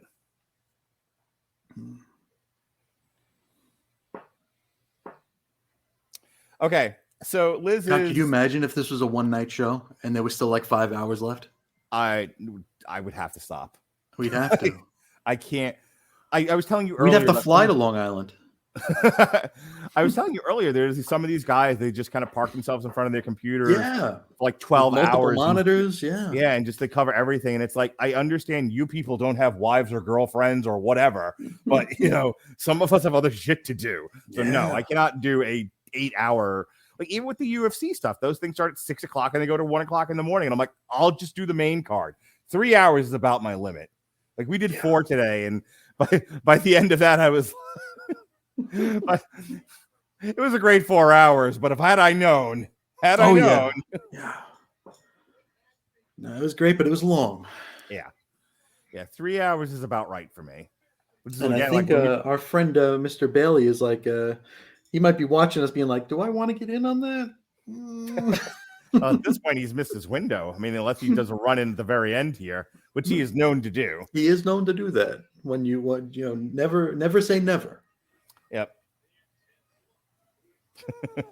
Jason thinks I'm calling Robert out for his UFC coverage. He gets paid to do that. I don't want to hear it. I have to work 12. I get paid to work 12 hours too. It's a little bit different. All right, let me address Liz's comment here. It says, what's wrong with you guys? They deprived me of seeing Xavier and Sheamus. And that's fine. Maybe it'll be in the pre-show match tomorrow. You and my wife can watch wrestling for the hot men's, and whatever. But I don't need to see any of them wrestle. I've seen enough Sheamus to last me a lifetime. And Butch. Yes, and Potato Face. The Potato Man. That's right. The walking potato, Pete Dunne, currently known as Butch. So they'll probably put that on the pre-show tomorrow, right? Gotta assume. Maybe. Because they got 2 hours to kill on that damn thing. I mean, you take out the New Day match, and we're down to 6 matches for this whole thing. And we still have to do, I guess, the KO show. Yeah. Yeah, I don't think they'd be cutting that because these fans would riot. I mean, what if they don't cut it though? What if that comes after this, and then we do KO versus Steve Austin, and then we're done? Oh boy! And there's 7 matches listed for tomorrow, so we'll say, all right, we are ready. We are underway. Theoretically, your main event here: Charlotte Flair versus Ronda Rousey. Oh, this is for a title. I forgot. Everybody on the roster has a title. Has a title or is fighting for a title, yeah. Yes. All right, Charlotte Flair. The best way to beat Ronda Rousey is to go all Holly Holm on her and just kick her right in the head.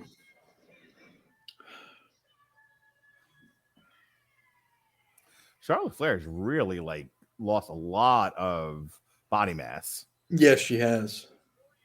She's super thin. She's very slender. Used to be. Yeah. Yeah.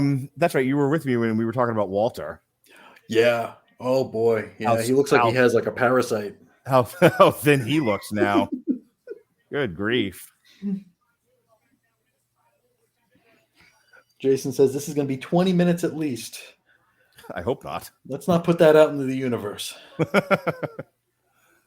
All right. Charlotte Flair and Ronda Rousey are fighting in the corner. Ronda Rousey just kicking Charlotte Flair in the torso. This is supposedly the main event, but they had the most basic entrances of any match on the card. Even I've seen Charlotte Flair come out with much more complex and coming out on a helicopter or I was gonna say she's usually her outfits and her entrance are pretty big time. Yeah, and she just kind of just walked out. Yeah, it's probably hey, we're gonna do a big deal entrance for you. If I'm losing the title, I don't care. Yeah, probably. This is her form of boo-boo face. Yeah. She's like, I'm marrying that other guy in the summer, and I'm going to leave anyway.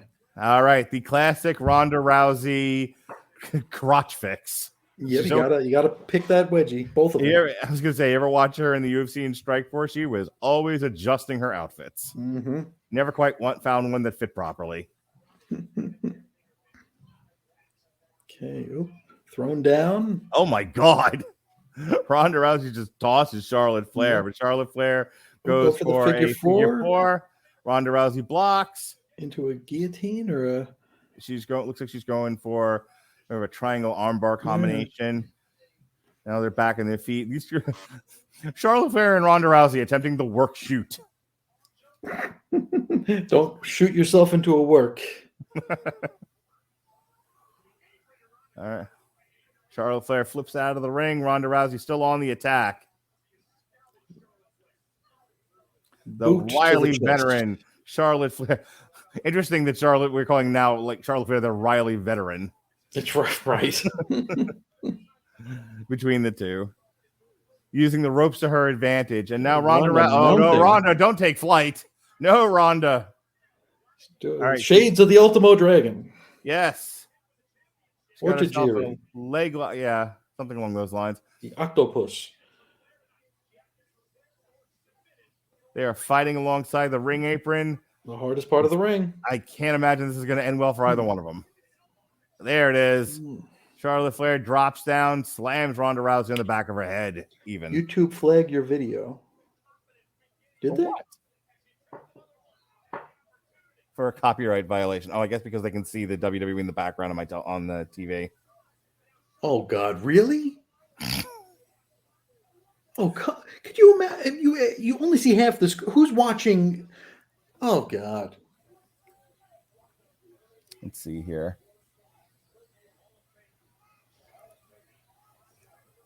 Oh, that's ridiculous. Not surprising, but ridiculous. Okay, Ronda on the outside. Charlotte bringing her back in, allegedly. Sending her right into the corner post.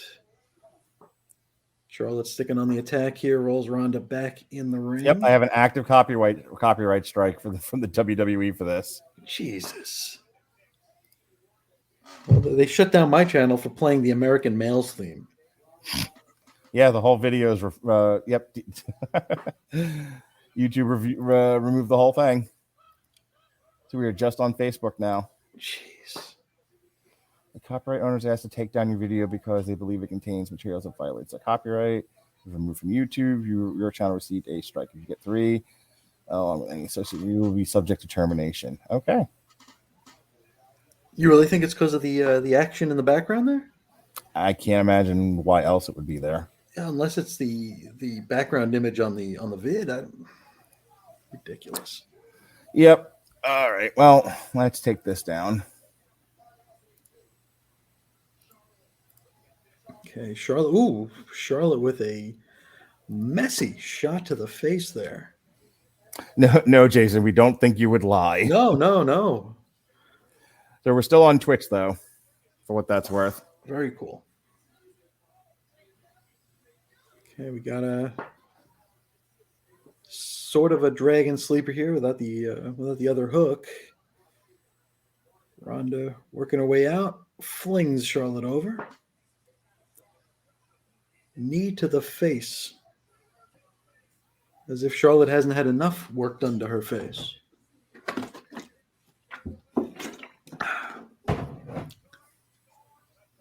Rousey grabbing a handful of hair so they can confer. Well, now I know for next time, leave up my green screen. Yeah, huh? Oh, that's ridiculous. We didn't have this problem with the Royal Rumble.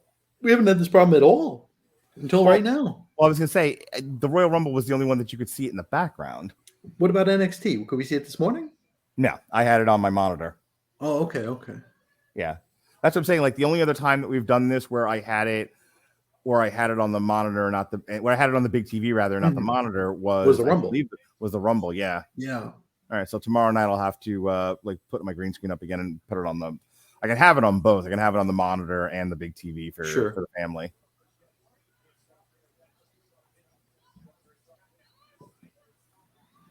I thought for a second when we raised the sound up for the Cody reveal, we got in trouble for that. Yeah, they get iffy about their audio. Okay, kick to the head from Ronda. Another arm fling, and a third arm fling. Ronda Rousey just throwing Charlotte Flair hither and yon. Yeah, ragdoll. Oh, spear, very clunky spear. Wow. Jeez, a Lou. Yeah, that was less a spear and more just an open field tackle. Yeah, that was a head-based offense. Oh, and that face is kind of rough. She looks a little too much like her father. What's funny about this is, so, you know, you have people who are like, why don't you show the video? Why don't you show the video? Well, this is why you don't show the video. There you go. Okay, choking Charlotte with her own arm. Up to a backdrop suplex.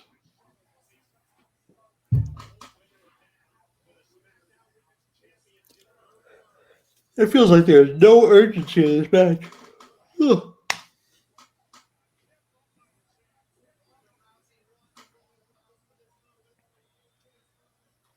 All right, Charlotte Flair just laughing at Ronda Rousey now. Mm-hmm.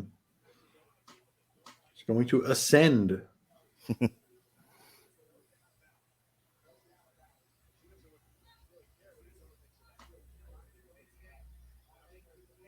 Up top, going for the moonsault.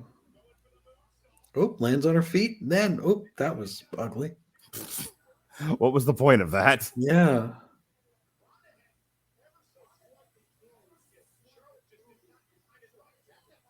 Okay, knee to the gut. Chop, chop. It's raining chops here. What's Ronda going to do to turn this around for herself? She's getting pissed. It's like, I don't like these chops. Yeah. What looks bad and hurts a lot? Chops. Reversal. 2 count.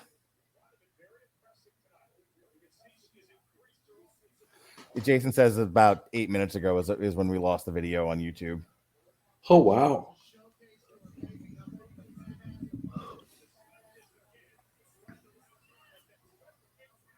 You think that was do you think we got flagged, or do you think it was like a automatic thing? I don't know. I mean, like I said, we went almost 3 hours with this, and they're just now figuring it out. Like I said, though, like I can't even believe that within the background, the way that it is, that they're making such a big deal about it. But whatever, it is what it is. Maybe someone hates Long Island.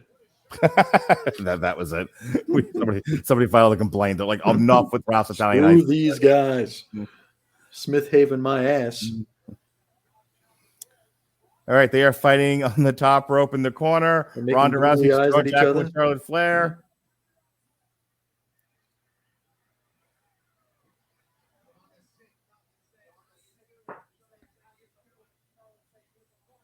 Back elbow, back elbow. Oh, the arm fling off the top. Down she goes.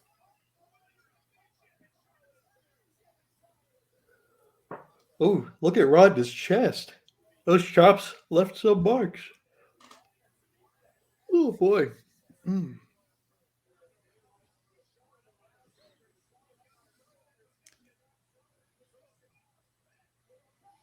And she slams her down. Here comes the arm bar. Do it, Ronda. Nope. It's 11 o'clock. Charlotte just left. She's like, nope. What was that? Charlotte just left. Oh. Oh, step up into a knee. Big boot. Down goes Ronda.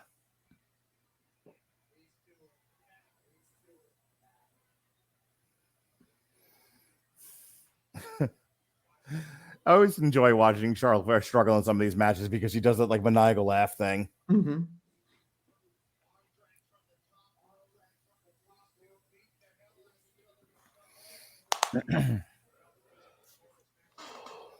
All right, Charlotte Flair going for the figure 4.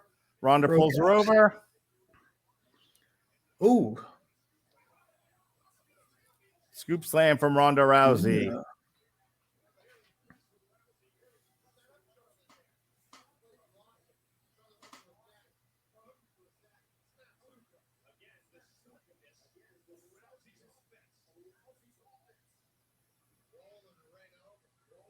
Oh, fireman's carry into that weird thing she does? Nope.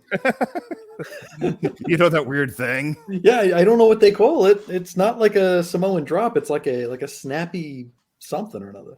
We've got an ankle lock. Ronda Rousey with the ankle lock. Find the leg. Break her damn foot. Just end the match. Reversal. Ankle lock of her own. Really bad ankle lock. Yeah. More of a foot massage. That is somebody who doesn't really understand what the ankle lock is. Foot massage from Flair. Into a triangle almost, or? Ronda Rousey trying to get the armbar. Nope. ends up tripping her into the turnbuckle. Thought little Nate got hit there, but thankfully he did not.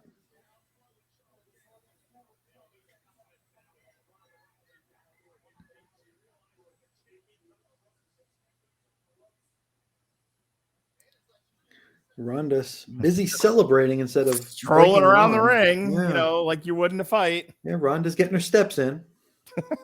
She's got to close her rings today. Climbing up to an electric chair position, which you do, and then gets powerbomb for her trouble. And it was your favorite pinning combination there. It wasn't quite vagina to vagina. There was actually space there. It Close. actually looked like a pin and not, you know. Not a sexual assault. Yes.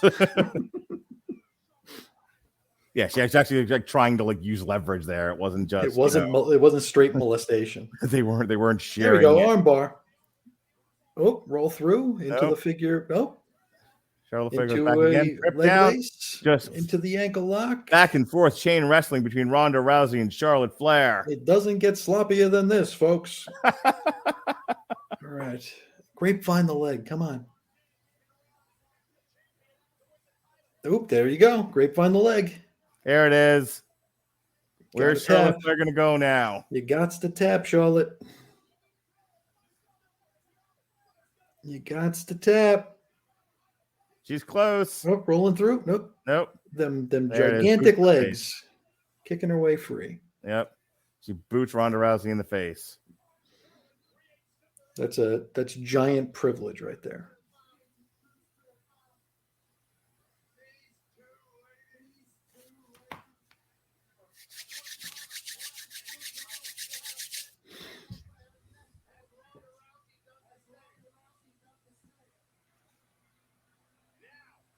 Okay, figure four. Roll through again into the armbar again. Oh, there it is. Oh, No, slips right out of it. Screen went black. Oh, we're back. Oh, it's off again. It's back. My God. YouTube is now cutting out all the WrestleMania videos. including Vince is Peacock one. copyright claiming himself. We've got the figure eight here up. Ronda Okay, reverses. reversing the polarity.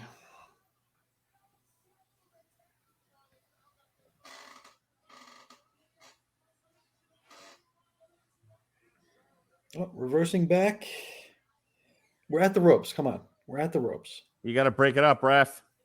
She's underneath Count the to damn five, rope. please. And out goes Ronda Rousey. Ronda is on the floor. She can't win the title out there.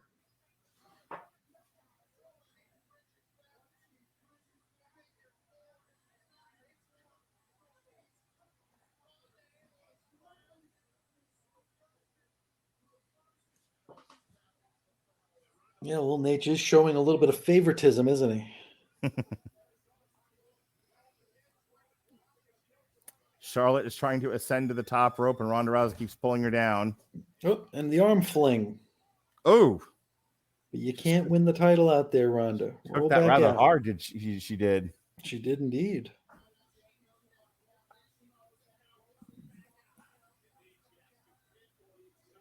Pick the wedgie, run in, and uh-oh. Oh, shades of Scott Hall. Just The jumps her into the SOS. barricade.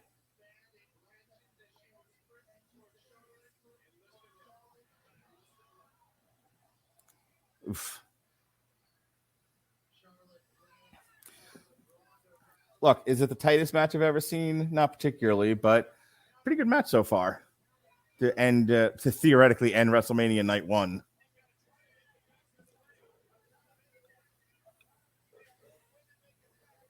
Oh boy.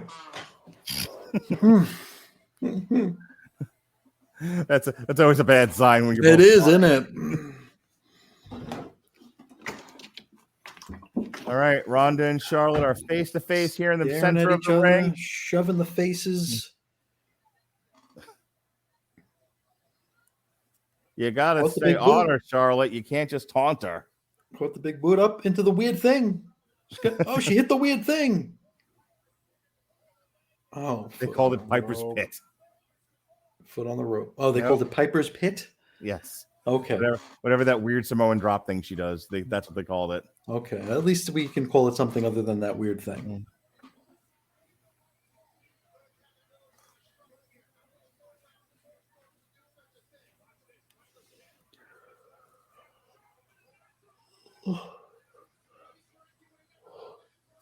All right, Charlotte Flair with the pin. 1, 2. Ronda kicks out. 2 7/8. Charlotte Flair having that cognitive dissonance moment. Why can't I get a victory?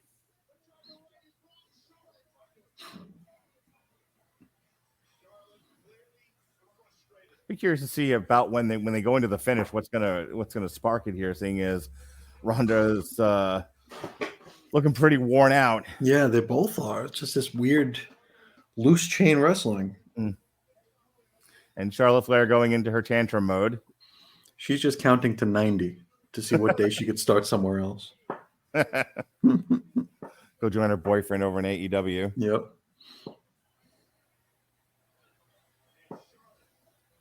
Okay, going for the figure 4. Kick through. Oh, no. She spears Little Nate. Wow. With authority. Charlotte Flair into the referee and goes with the spear. And there we go. We have the armbar, the visual tap. We couldn't just knock him down. It had to be a spear. Yeah. And then a car's going to come by and hit him. He's going to get clipped by a motorcycle. A bomb's going to go off in his face. Big boot from Charlotte Flair while Ronda was trying to revive the referee. That's it. Yeah, we're done. Big boot and we're done. Disappointing ending. I mean, everybody, including myself, thought Ronda Rousey had this one in the bag. Well, sure. Maybe she's being sent down to NXT. Yeah, maybe. Oh, boy. You can wrestle Cora Jade. That won't end badly. Oh, boy. Charlotte Flair escapes with the title.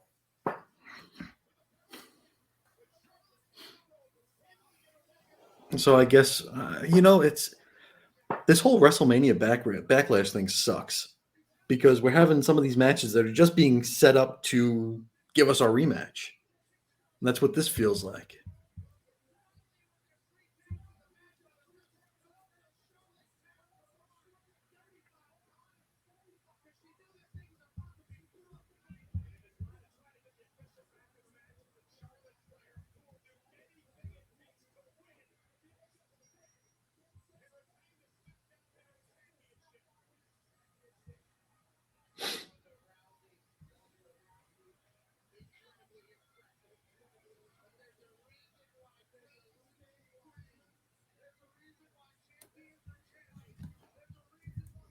All right, Ronda Rousey. Yeah, I think your suspicion there about her, they'll end up just doing a rematch next month is probably correct.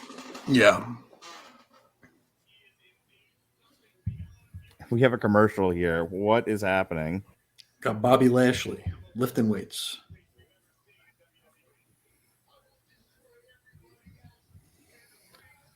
All right, I think next up is the KO show with Steve Austin, and then we're done for the evening. It's possible, unless we hear "Don't You Dare Be Sour" in a few minutes. Oh my God, I may just want an end to this.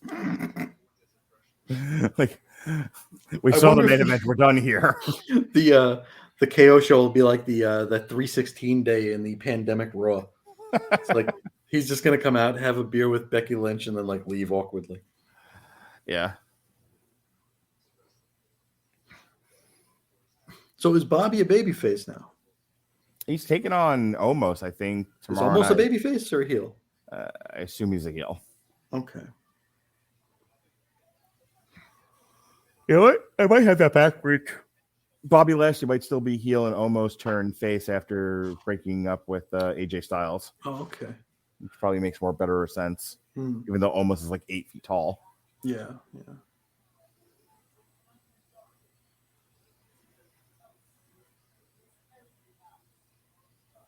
So Bobby Lashley break out of the master lock. Wow. These commercials during WrestleMania are killing me here. What's funny is like when Bill and I did the Ring of Honor show, it was like match. You know, if there wasn't a match, it was there was a segment. Sure. You know, everything just sort of flowed into all. You know, there wasn't a lot of dead time. Yeah. There's a lot of dead space here. Even when like Dan and I do the UFC, you know, they start at 10, they usually end about 1, 3 hours. Mm-hmm. And yeah, there's a little bit of dead time in between, but we can usually, going over the calendar or just kind of, chat and tell stories or whatever. We can usually get through it pretty good without any major issues. This is just dragging. This is almost like a 1-to-1. It's like for every minute of wrestling, there's a minute of recap or a minute of commercial. Yeah. All right, we are back here at AT&T Stadium. Where there may or may not be 77,000 people. Oh my God. Can we get on with it? I love these live streams because you just see this boat just sort of descend into madness. Oh, and they're going to have to show the recap to how we got to the Kevin Owens thing. Ugh. Which they did on the pre-show. 3 or 4 times. Okay, Edge and AJ tomorrow. Who we got in that? Who cares? We got Pat McAfee and Austin Theory. Yep. Match of the night. Pat McAfee wins. Yeah, for sure. Hopefully breaking Austin Theory's face. Let's pay everybody on the roster for WrestleMania match. Let's get all the women a paycheck. Yeah. No multi-men match, as near as I can tell. Somebody they wiped all those out on NXT. Yeah, Bobby Lashley versus Omos tomorrow. Mm-hmm.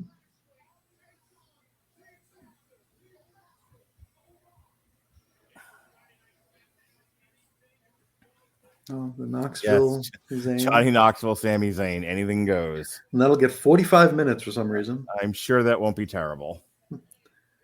And then Von Erich Ugly and RKO.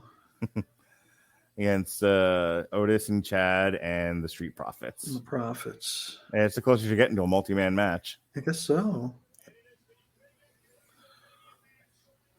Finally. Chris Bailey. Brock Lesnar versus Roman Reigns for all the titles. All the marbles. Yep. And they're not even mentioning the New Day. Yeah. Just forgotten about. I guess so. Well, I mean, I don't think anybody is gonna. I don't think anybody's going to. No one's going to miss it. Yeah. And we have another commercial. Oh, son of a bitch! Oh my God! All right, and we haven't done the recap yet. I need a minute. I'm gonna go off camera for a second. We will be back in just a moment.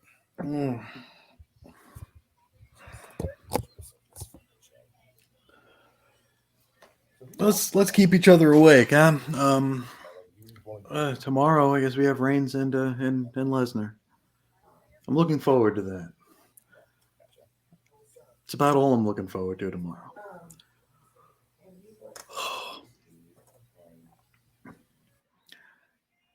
It's been a pretty decent build, I think.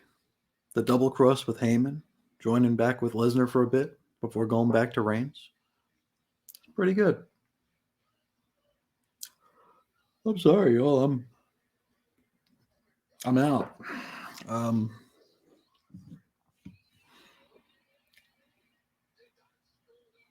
It's still early here, but I've been up since about 5 this morning. Nobody cares about that.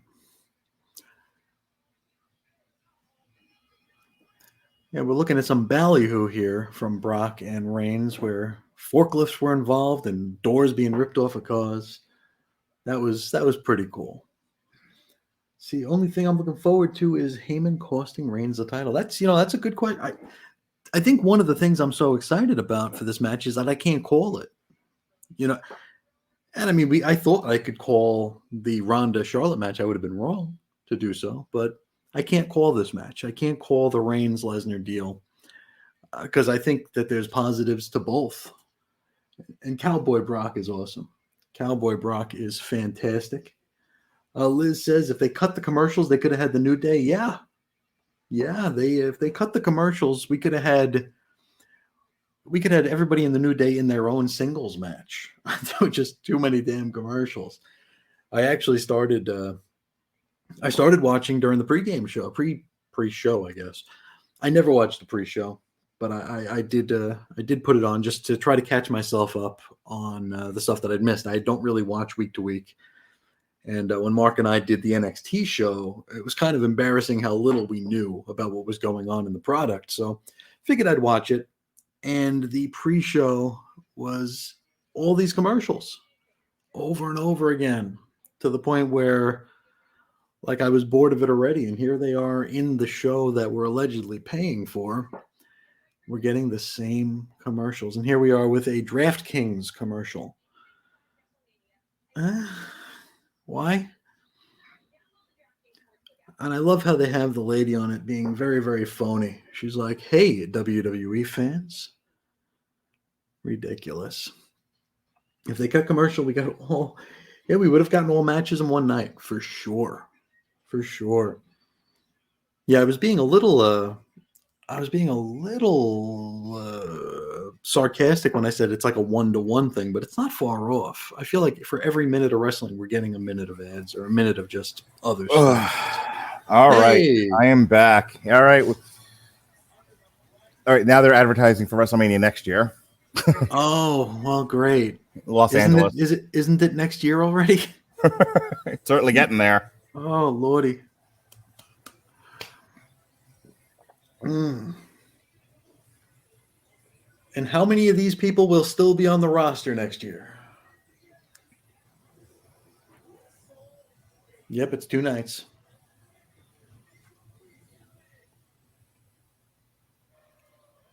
It is 2 nights next year.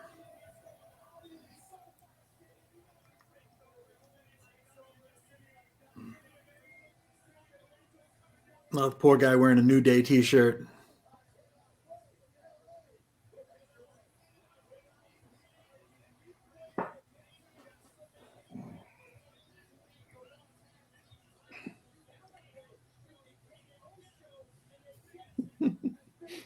By the time these commercials finish, we will be on the pre-show for next year's Mania. Yes. That's certainly the direction we're going. Jesus Christ. Oh, and here's the Kevin Owens recap. Oh, yeah.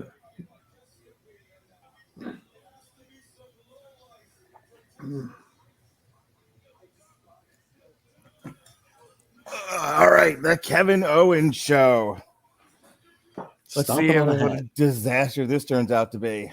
All right, Jason wants kudos for saying that he said it was going to be about a 20-minute match, and I believe it was.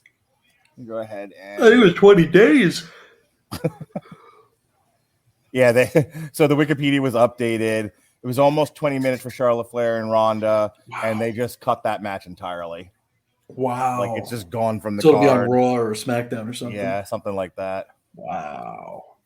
Didn't that happen to Daniel Bryan in the Miami WrestleMania one year where like they didn't cut his match, but it got seconds deal? It was that the 18 seconds with Sheamus? Yeah, the 18 seconds with Sheamus. Yeah. And I know WrestleMania 10 they cut a multi-man match because the ladder match went long. They cut the Bellas. Yeah, my wife is reminding me they cut the Bellas too. Oh, okay. Winfrey says Charlotte Ronda went so long I think it's time for Roman versus Rock. It's true. God. It's true.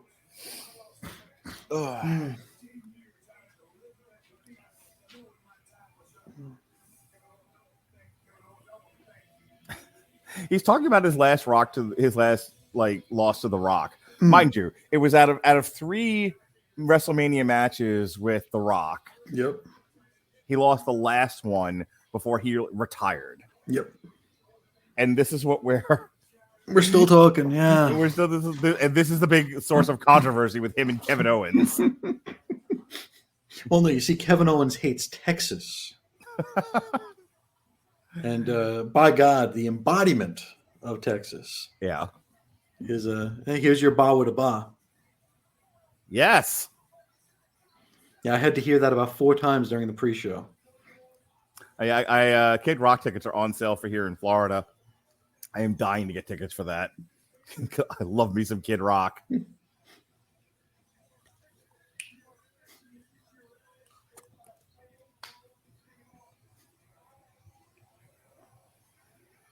Oh boy.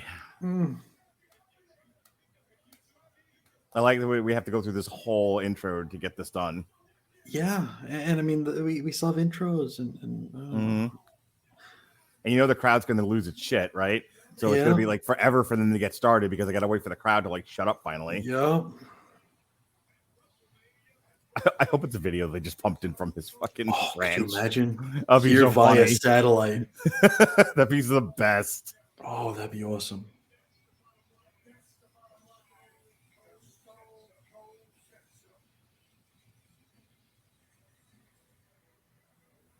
All right, here we go. All right. Kevin Owens getting the best paycheck of the night tonight, huh? Just comes out to talk and gets the big paycheck. Yep. Jibber jabber, stunner, boom, done. Yep.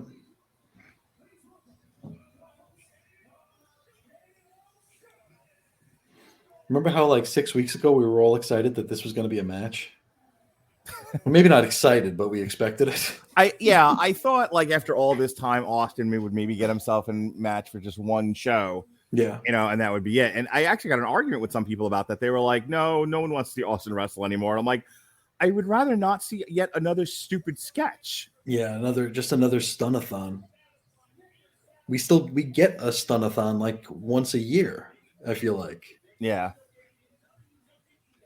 Well, we still have a little audience with us. We've got some people watching us on Facebook and on Twitch. So thank you for being with us late. Yes, after our YouTube video got flagged for a copyright violation for the TV in the background. Yeah, and after the near nap we just took. All right, good night, Liz, who jumped onto Facebook to follow us. Night. See you tomorrow. Which is when this will end. I was going to say, we will still be wearing the same clothes. Yeah. I will be in this chair, having not moved all night. Okay, crowd is... This is WrestleMania. It looks like Raw. Oh. This is the other thing I don't like about like the 2-night show. Your main event is a talk show segment. It's a talk segment. Yeah.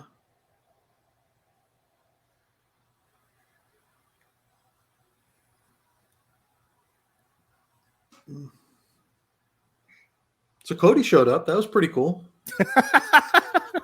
Thank you for filling the dead space. Oh, man. All right. Talk already, Kevin. Jesus Christ.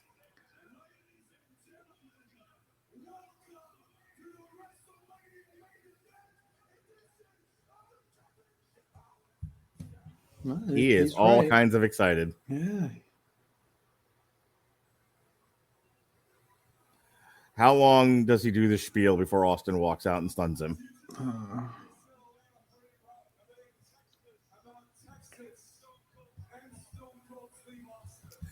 You know, he re-signed for this, right? Like, yep.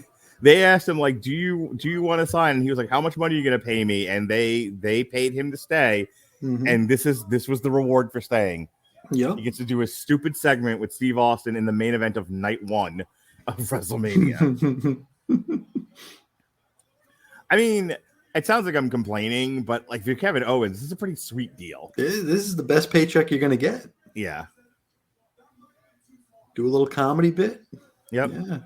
Take a stunner. Mm-hmm. Have a beer poured on you.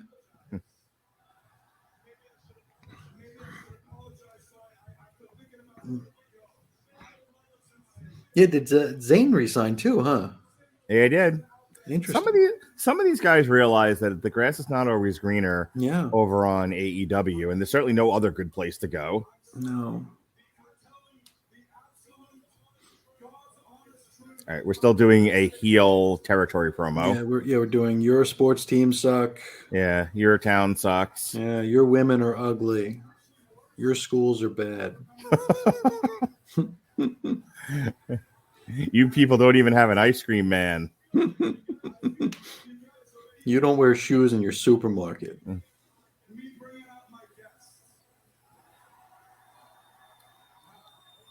So his whole thing has been Texas sucks. That's what I'm getting from this. That's it. That's the entire thing. So what's driving all of this? He has no issue with Steve Austin as such. He has an issue with Texas. It sounds like he hates 1/50th of the United States. Okay. See, at least now he's talking about like, oh, Steve Austin sucks, and here's why. Mm-hmm. He sucks because he's from Texas. I wonder if he called Bret Hart for notes on this. Hey, one Canadian to another. What kind of shit can I say about Steve Austin? Just call it the WrestleMania. It'll be good.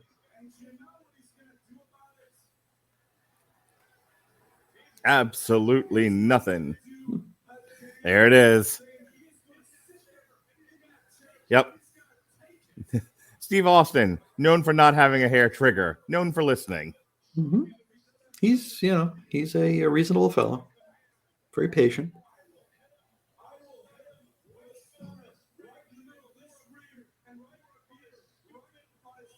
Oh my God. WrestleMania. Oh, here we go. Finally. Thank God. Like, I don't even want him to stop. Just walk through the ring, kick, stunner, keep walking. Mm-hmm. Walk out the other entrance.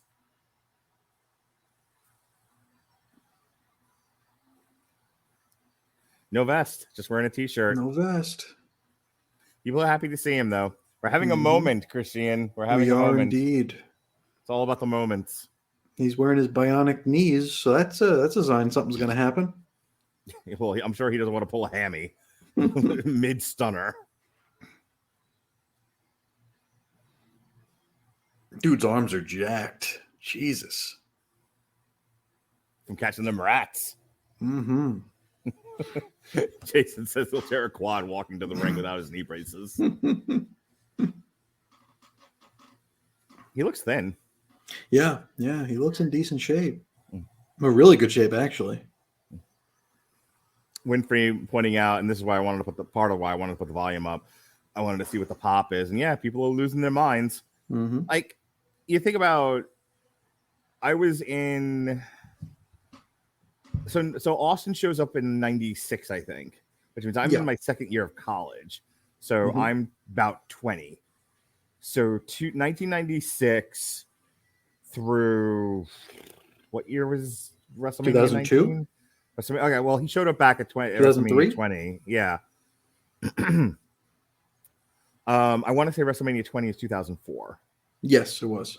That's when he was the ref for Brock Goldberg. Yeah. So for an 8-year stretch there, right? Mm-hmm. Steve Austin is a main part of the part WWE. Yeah.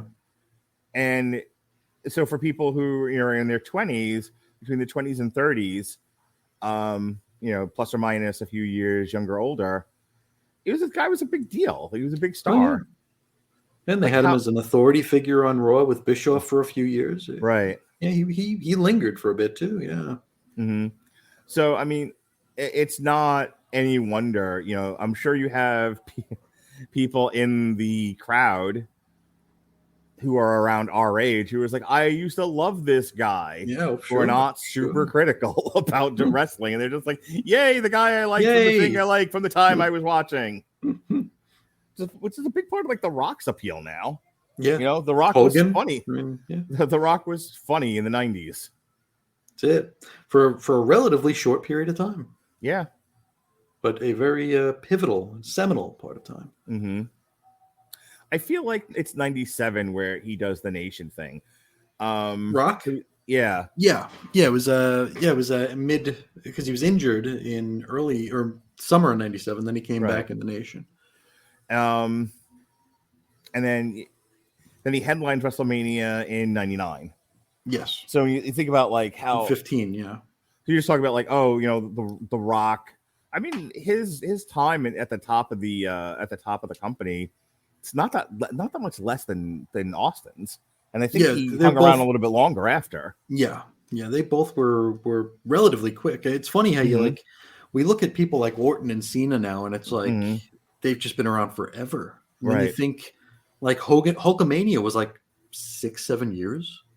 It felt like forever, but it was 7 years, right? It's like it wasn't Well, I mean, 9 years about. He doesn't make it to WrestleMania 10, so he's in every 1 through 9. WrestleMania from 1 through 9. But from like 7 to 9, he was in and out. Yeah. Like he wasn't the face of the company anymore. Yeah, so he'd much. like show up for WrestleMania and then fuck off for 3 months. Yeah, basically. I mean, in 9 he was with Beefcake. Right. Man, Well, hey, he also won the title. belt.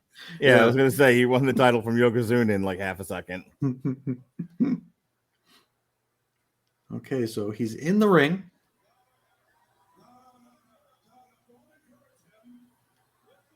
They are gonna drag this stupid shit out. Well, yeah, it's 8:35 or 11:35. We're probably gonna get 25 minutes. So hey, yeah, I'm not surprised people are like just thrilled to see him. Of course, yeah. There's just so few people in wrestling to get excited about. Didn't he host one year recently? There was a scene. What was him, Hogan, and Rock were like in the ring together. Yeah, there was the one where Hogan couldn't remember what stadium is. Building, I think it was the New Orleans, the last New Orleans Superdome. one. So not WrestleMania 30, but a few years ago when they were in New Orleans. No, I think it was 30 because I think Hogan was on the outs the last time they were in New Orleans. Oh, maybe. Either way, but it was before 2015 because that's when the tape came out. So it might have been 30. Okay. Well, that was 8 years ago. Yeah. Austin looks old. I was gonna say he's got that withered look. Yeah. He kind of has the I don't know where I am look going on.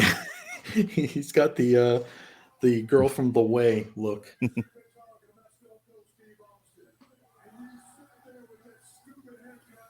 And Steve Austin doing Steve Austin stuff now. Pretty much. And everyone doing the what chant. Mm-hmm. Has there been a single like promo travesty in the history of modern wrestling than the what chant? No, this is the worst.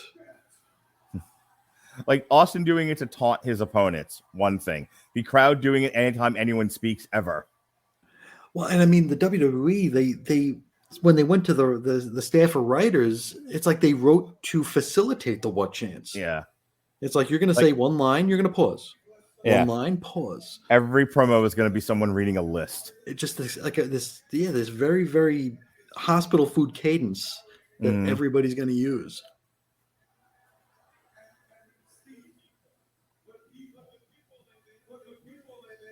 Oh, Grandpa, looking old.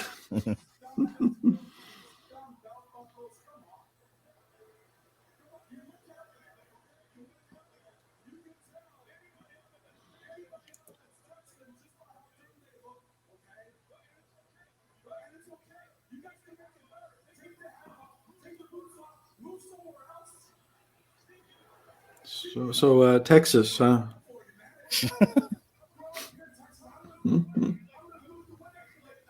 Oh my God. They're just building up to being stunned. That's it. See, this is exactly kind of like the Roddy Piper, Morton Downey Jr. thing. Yeah. Where they just kind of had to invent a reason for them to interact. That's it.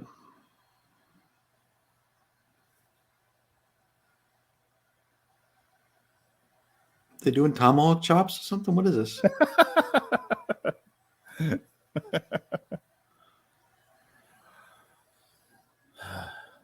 Like I'd be more into it if Kevin Owens like would just stay on the thing about like you were a bad influence, you ruined wrestling. Yeah.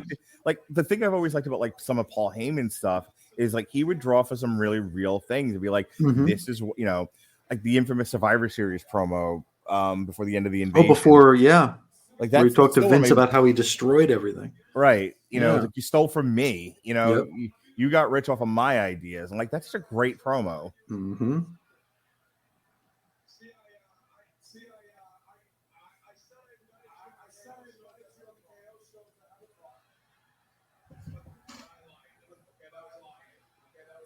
Oh, here we go. Yeah.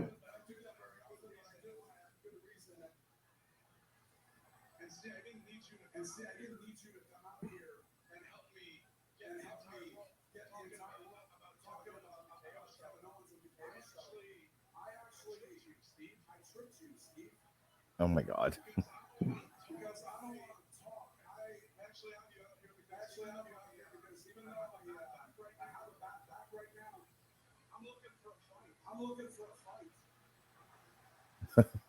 Okay. He's challenging Steve Austin to a fight. This is what we all wanted. Mm-hmm. Kinda, maybe, sort of.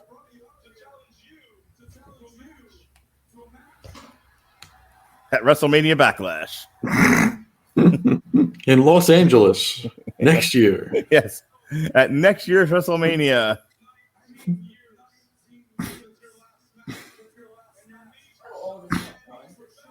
I don't know. It's got to be probably in his 40s. Who's that? Kevin Owens. Oh, probably, huh?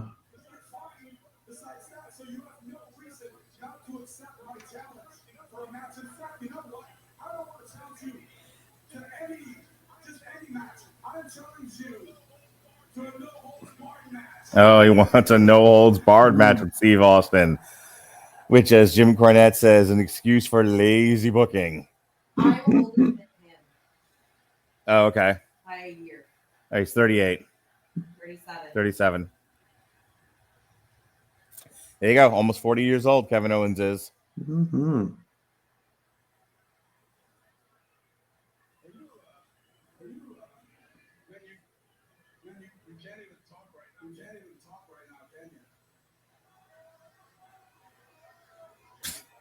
It's like a reffing movie, just long stairs. Mm.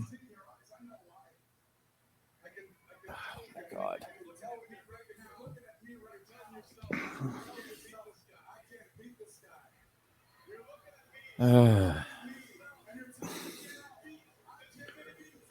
I'd have taken 10 more minutes of Ronda Rousey, Charlotte Flair. No joke. Not have to sit through this. And the thing of it is like, you know what's going to happen. Yeah. Yeah, well, the New Day are like maybe they're crying on the floor of the locker room right now.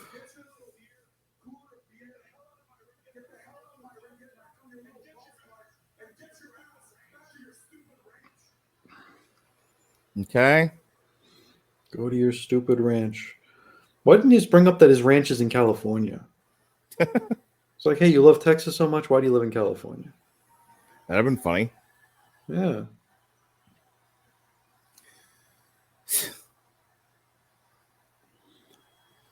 I think it's just because like I know that I'm sitting here, we're doing this, that like the long pauses are getting to me, and it might not have bothered me so much.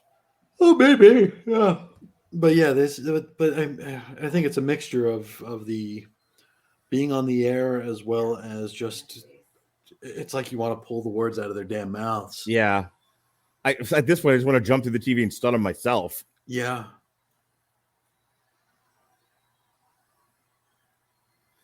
He's just staring into the crowd. The crowd's like, "Yeah, he looked at me. Hooray!" Oi. Oh, Grandpa's telling a story. Gather around, chillins. Mm-hmm.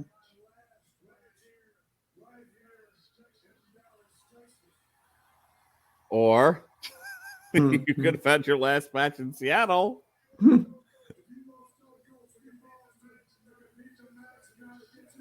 Tonight.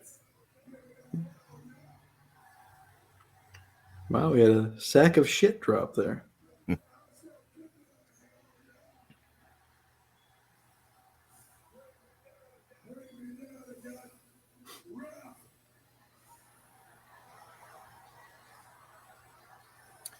So, Are they gonna wrestle in the death chairs? I hope.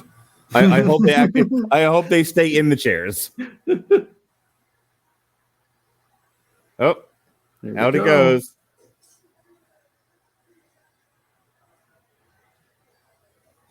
So lackadaisical. It's like, yeah.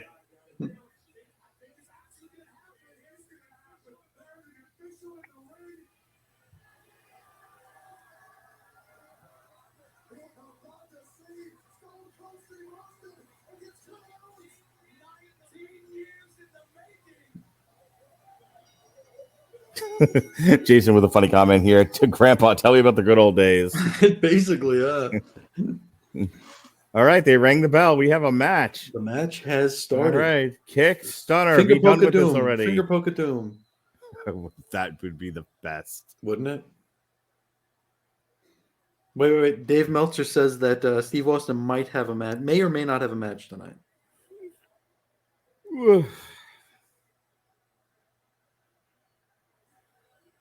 All right, and we're punching. Rolling. Yay!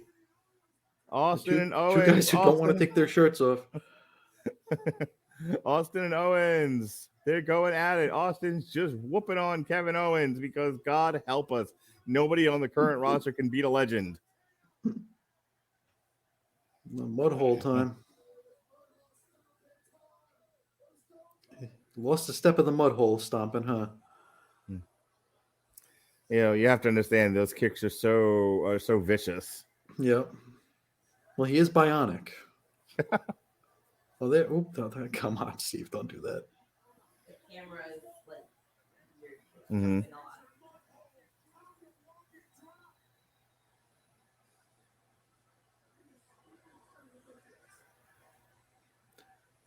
You think he'll get a Thez press in this? Ooh. Kevin Owens with a big bump in the corner. Well, he's got an Oh my international object. He's got a beer. That's right. This is a no holds barred match. He could have hit him with the can if he wanted. He could have. 7, 8, 9, 10, and more. He's basically just giving him a massage with his foot. Who doesn't like a little foot play? It's true. It's damn near relaxing. And out he goes. There we go. Hey, Kevin, we're going to need you to bump all over the place for Steve Austin. You can lower the volume, Melissa. He's going to slowly skulk around, and you're just going to bounce. And drink more beer. Yeah. We are here to drink your beer. And Austin takes Owens up, reversal into the wall. Wow. Oh, You see how Austin's running? Yeah, it's sad. That is comical. Yeah. Don't replay it. Come on. Oh, good. They got a good angle at least. Yeah. Come on, Grandpa. You imagine like Kevin Owens just talking to Steve. Like, what do you want to do tonight? You're like, I'm just gonna need you to bump for me. Okay, but like, how in what order do you want to do? Like, look, I'm just gonna grab you and throw you around. Just bump like run an into idiot. my fists. Have you watched my WrestleMania 18 match against Scott Hall? Bump like that. Oh, like an asshole. Got it.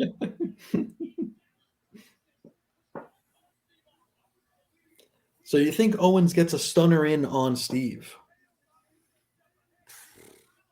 This is so far. This match is already longer than I thought it would be. I mean, I think it's literally about to be tomorrow for you, right? 12 minutes. Yeah. Now he's going to hit him with a tripod.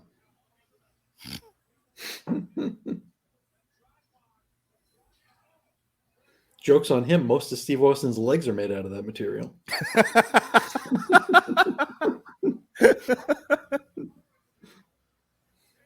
Uh-oh, Kevin Owens has taken over this match. Mm-hmm. Poor tottering Steve Austin can't seem to get himself together.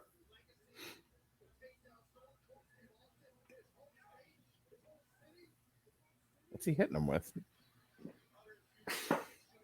Oh, we got tables. We got a table. He who sets it up goes through it. Yep.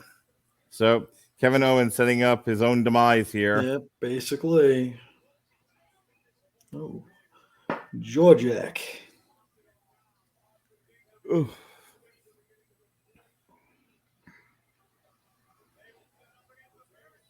There he reversal. goes. There it is. Kevin, Set up a table. Oh, why? What do you want me to do? Go throw it. You're gonna run at it really fast. Goddamn, kid. Over the rail goes Kevin Owens and Steve We're Austin. we're in the universe now. Yep. Let's see what Lucky Duck gets to be trampled by Steve Austin and Kevin Owens.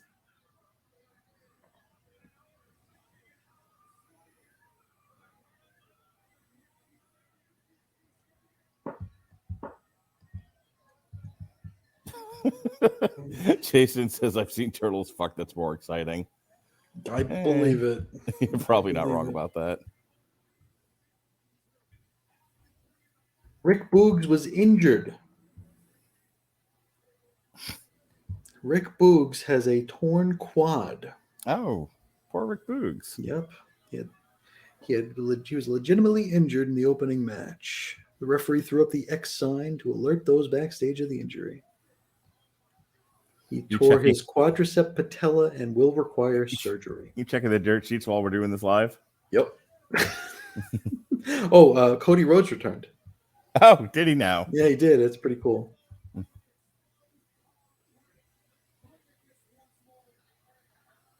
Oh, suplex. I wasn't expecting Austin to bump like that.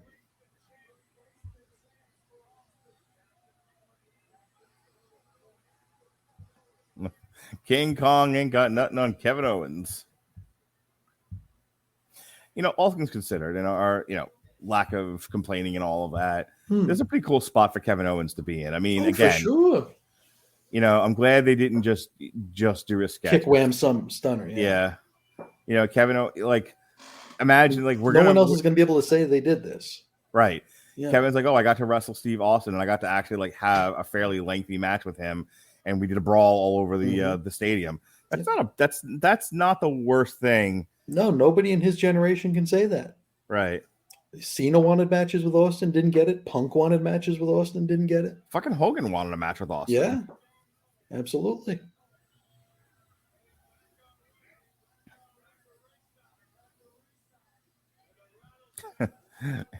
The assist with the throw over the rail by Austin. Oh, poor guy. Uh-oh. There you go. Rocket launcher. Oh. Bump on the announce table for Kevin Owens. The monitor's on it.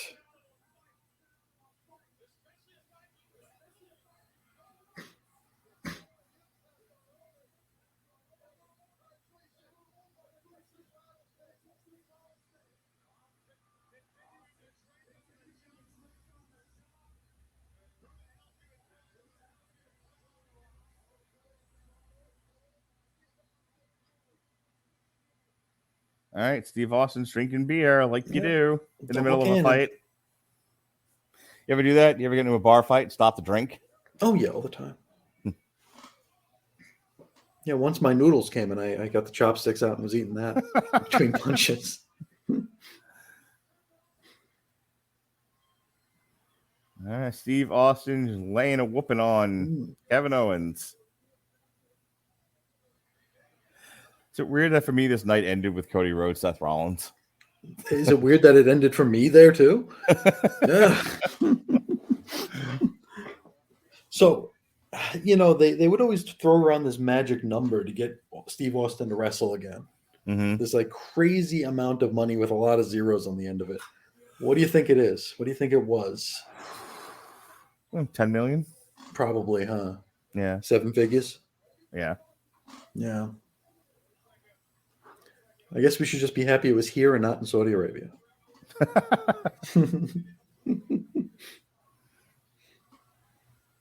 All right, guys, take it home. Yeah, we have 7 minutes left before midnight. Is he gonna hit him with the ATV? Oh, that'd be something, wouldn't it? Hit that motherfucker with a car. He doesn't know how to start it. I did it for the Rock, baby. For the Rock, but nope. Couldn't get away. Couldn't get the ATV up and running. Mm-hmm. Oh, now they're gonna. What is Austin? Oh God! Are they going on a romantic ride together? I think so. They're going out for a picnic. Whee! I think that was purely there to save the quads, right? I want to save about 100 steps.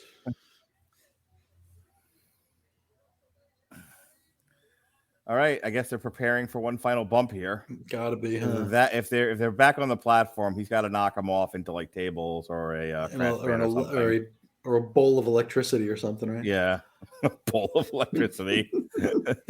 Sparks everywhere. God damn it! I was just about to say that he's gonna fall into a box of sparks. Dancing at the Sparks Factory with Sir Mix-a-Lot. All right, let's do it already. Throw him off of something. Let's go.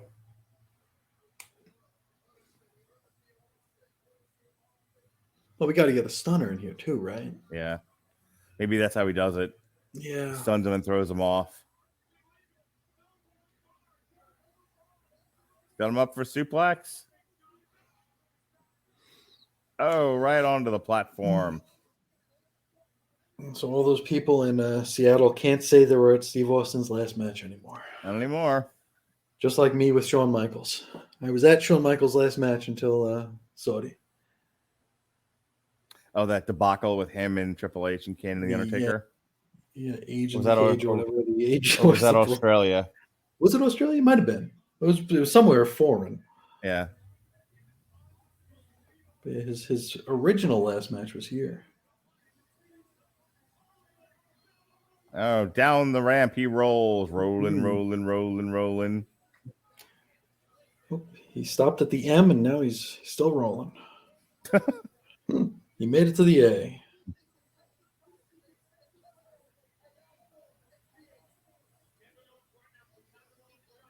I thought for a second Austin had Cody's ugly tattoo on the back of his shirt. All right, we're back in the ring again. Surely this has got to end soon.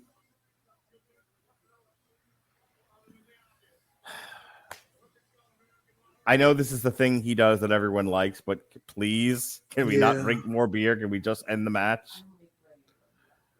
Yeah, this is an anticlimax.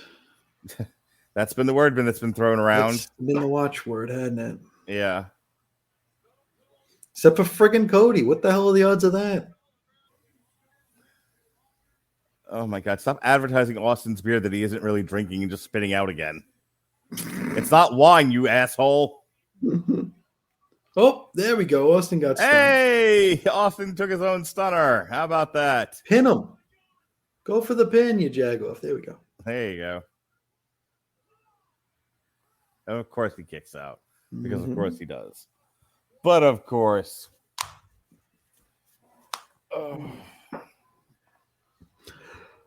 This is a riveting show, isn't it?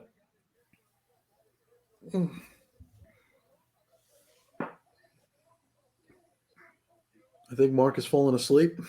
No, I'm still here. I'm just get on with this already. Let us get on with our freaking day.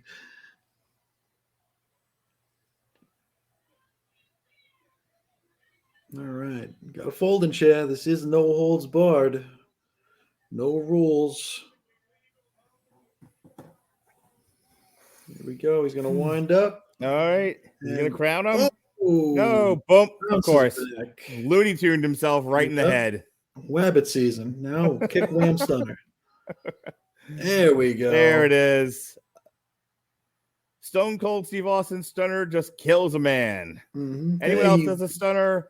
Love tap. And we're finally done. Huzzah. He finally won his last match. All right, folks. We lost our YouTube feed. We lost our audience. We lost our minds. Yeah. Chris, love you, babe. Go to bed. Back at you, brother. I'll see you in the morning. See you tomorrow night, everybody. Be well, be safe, and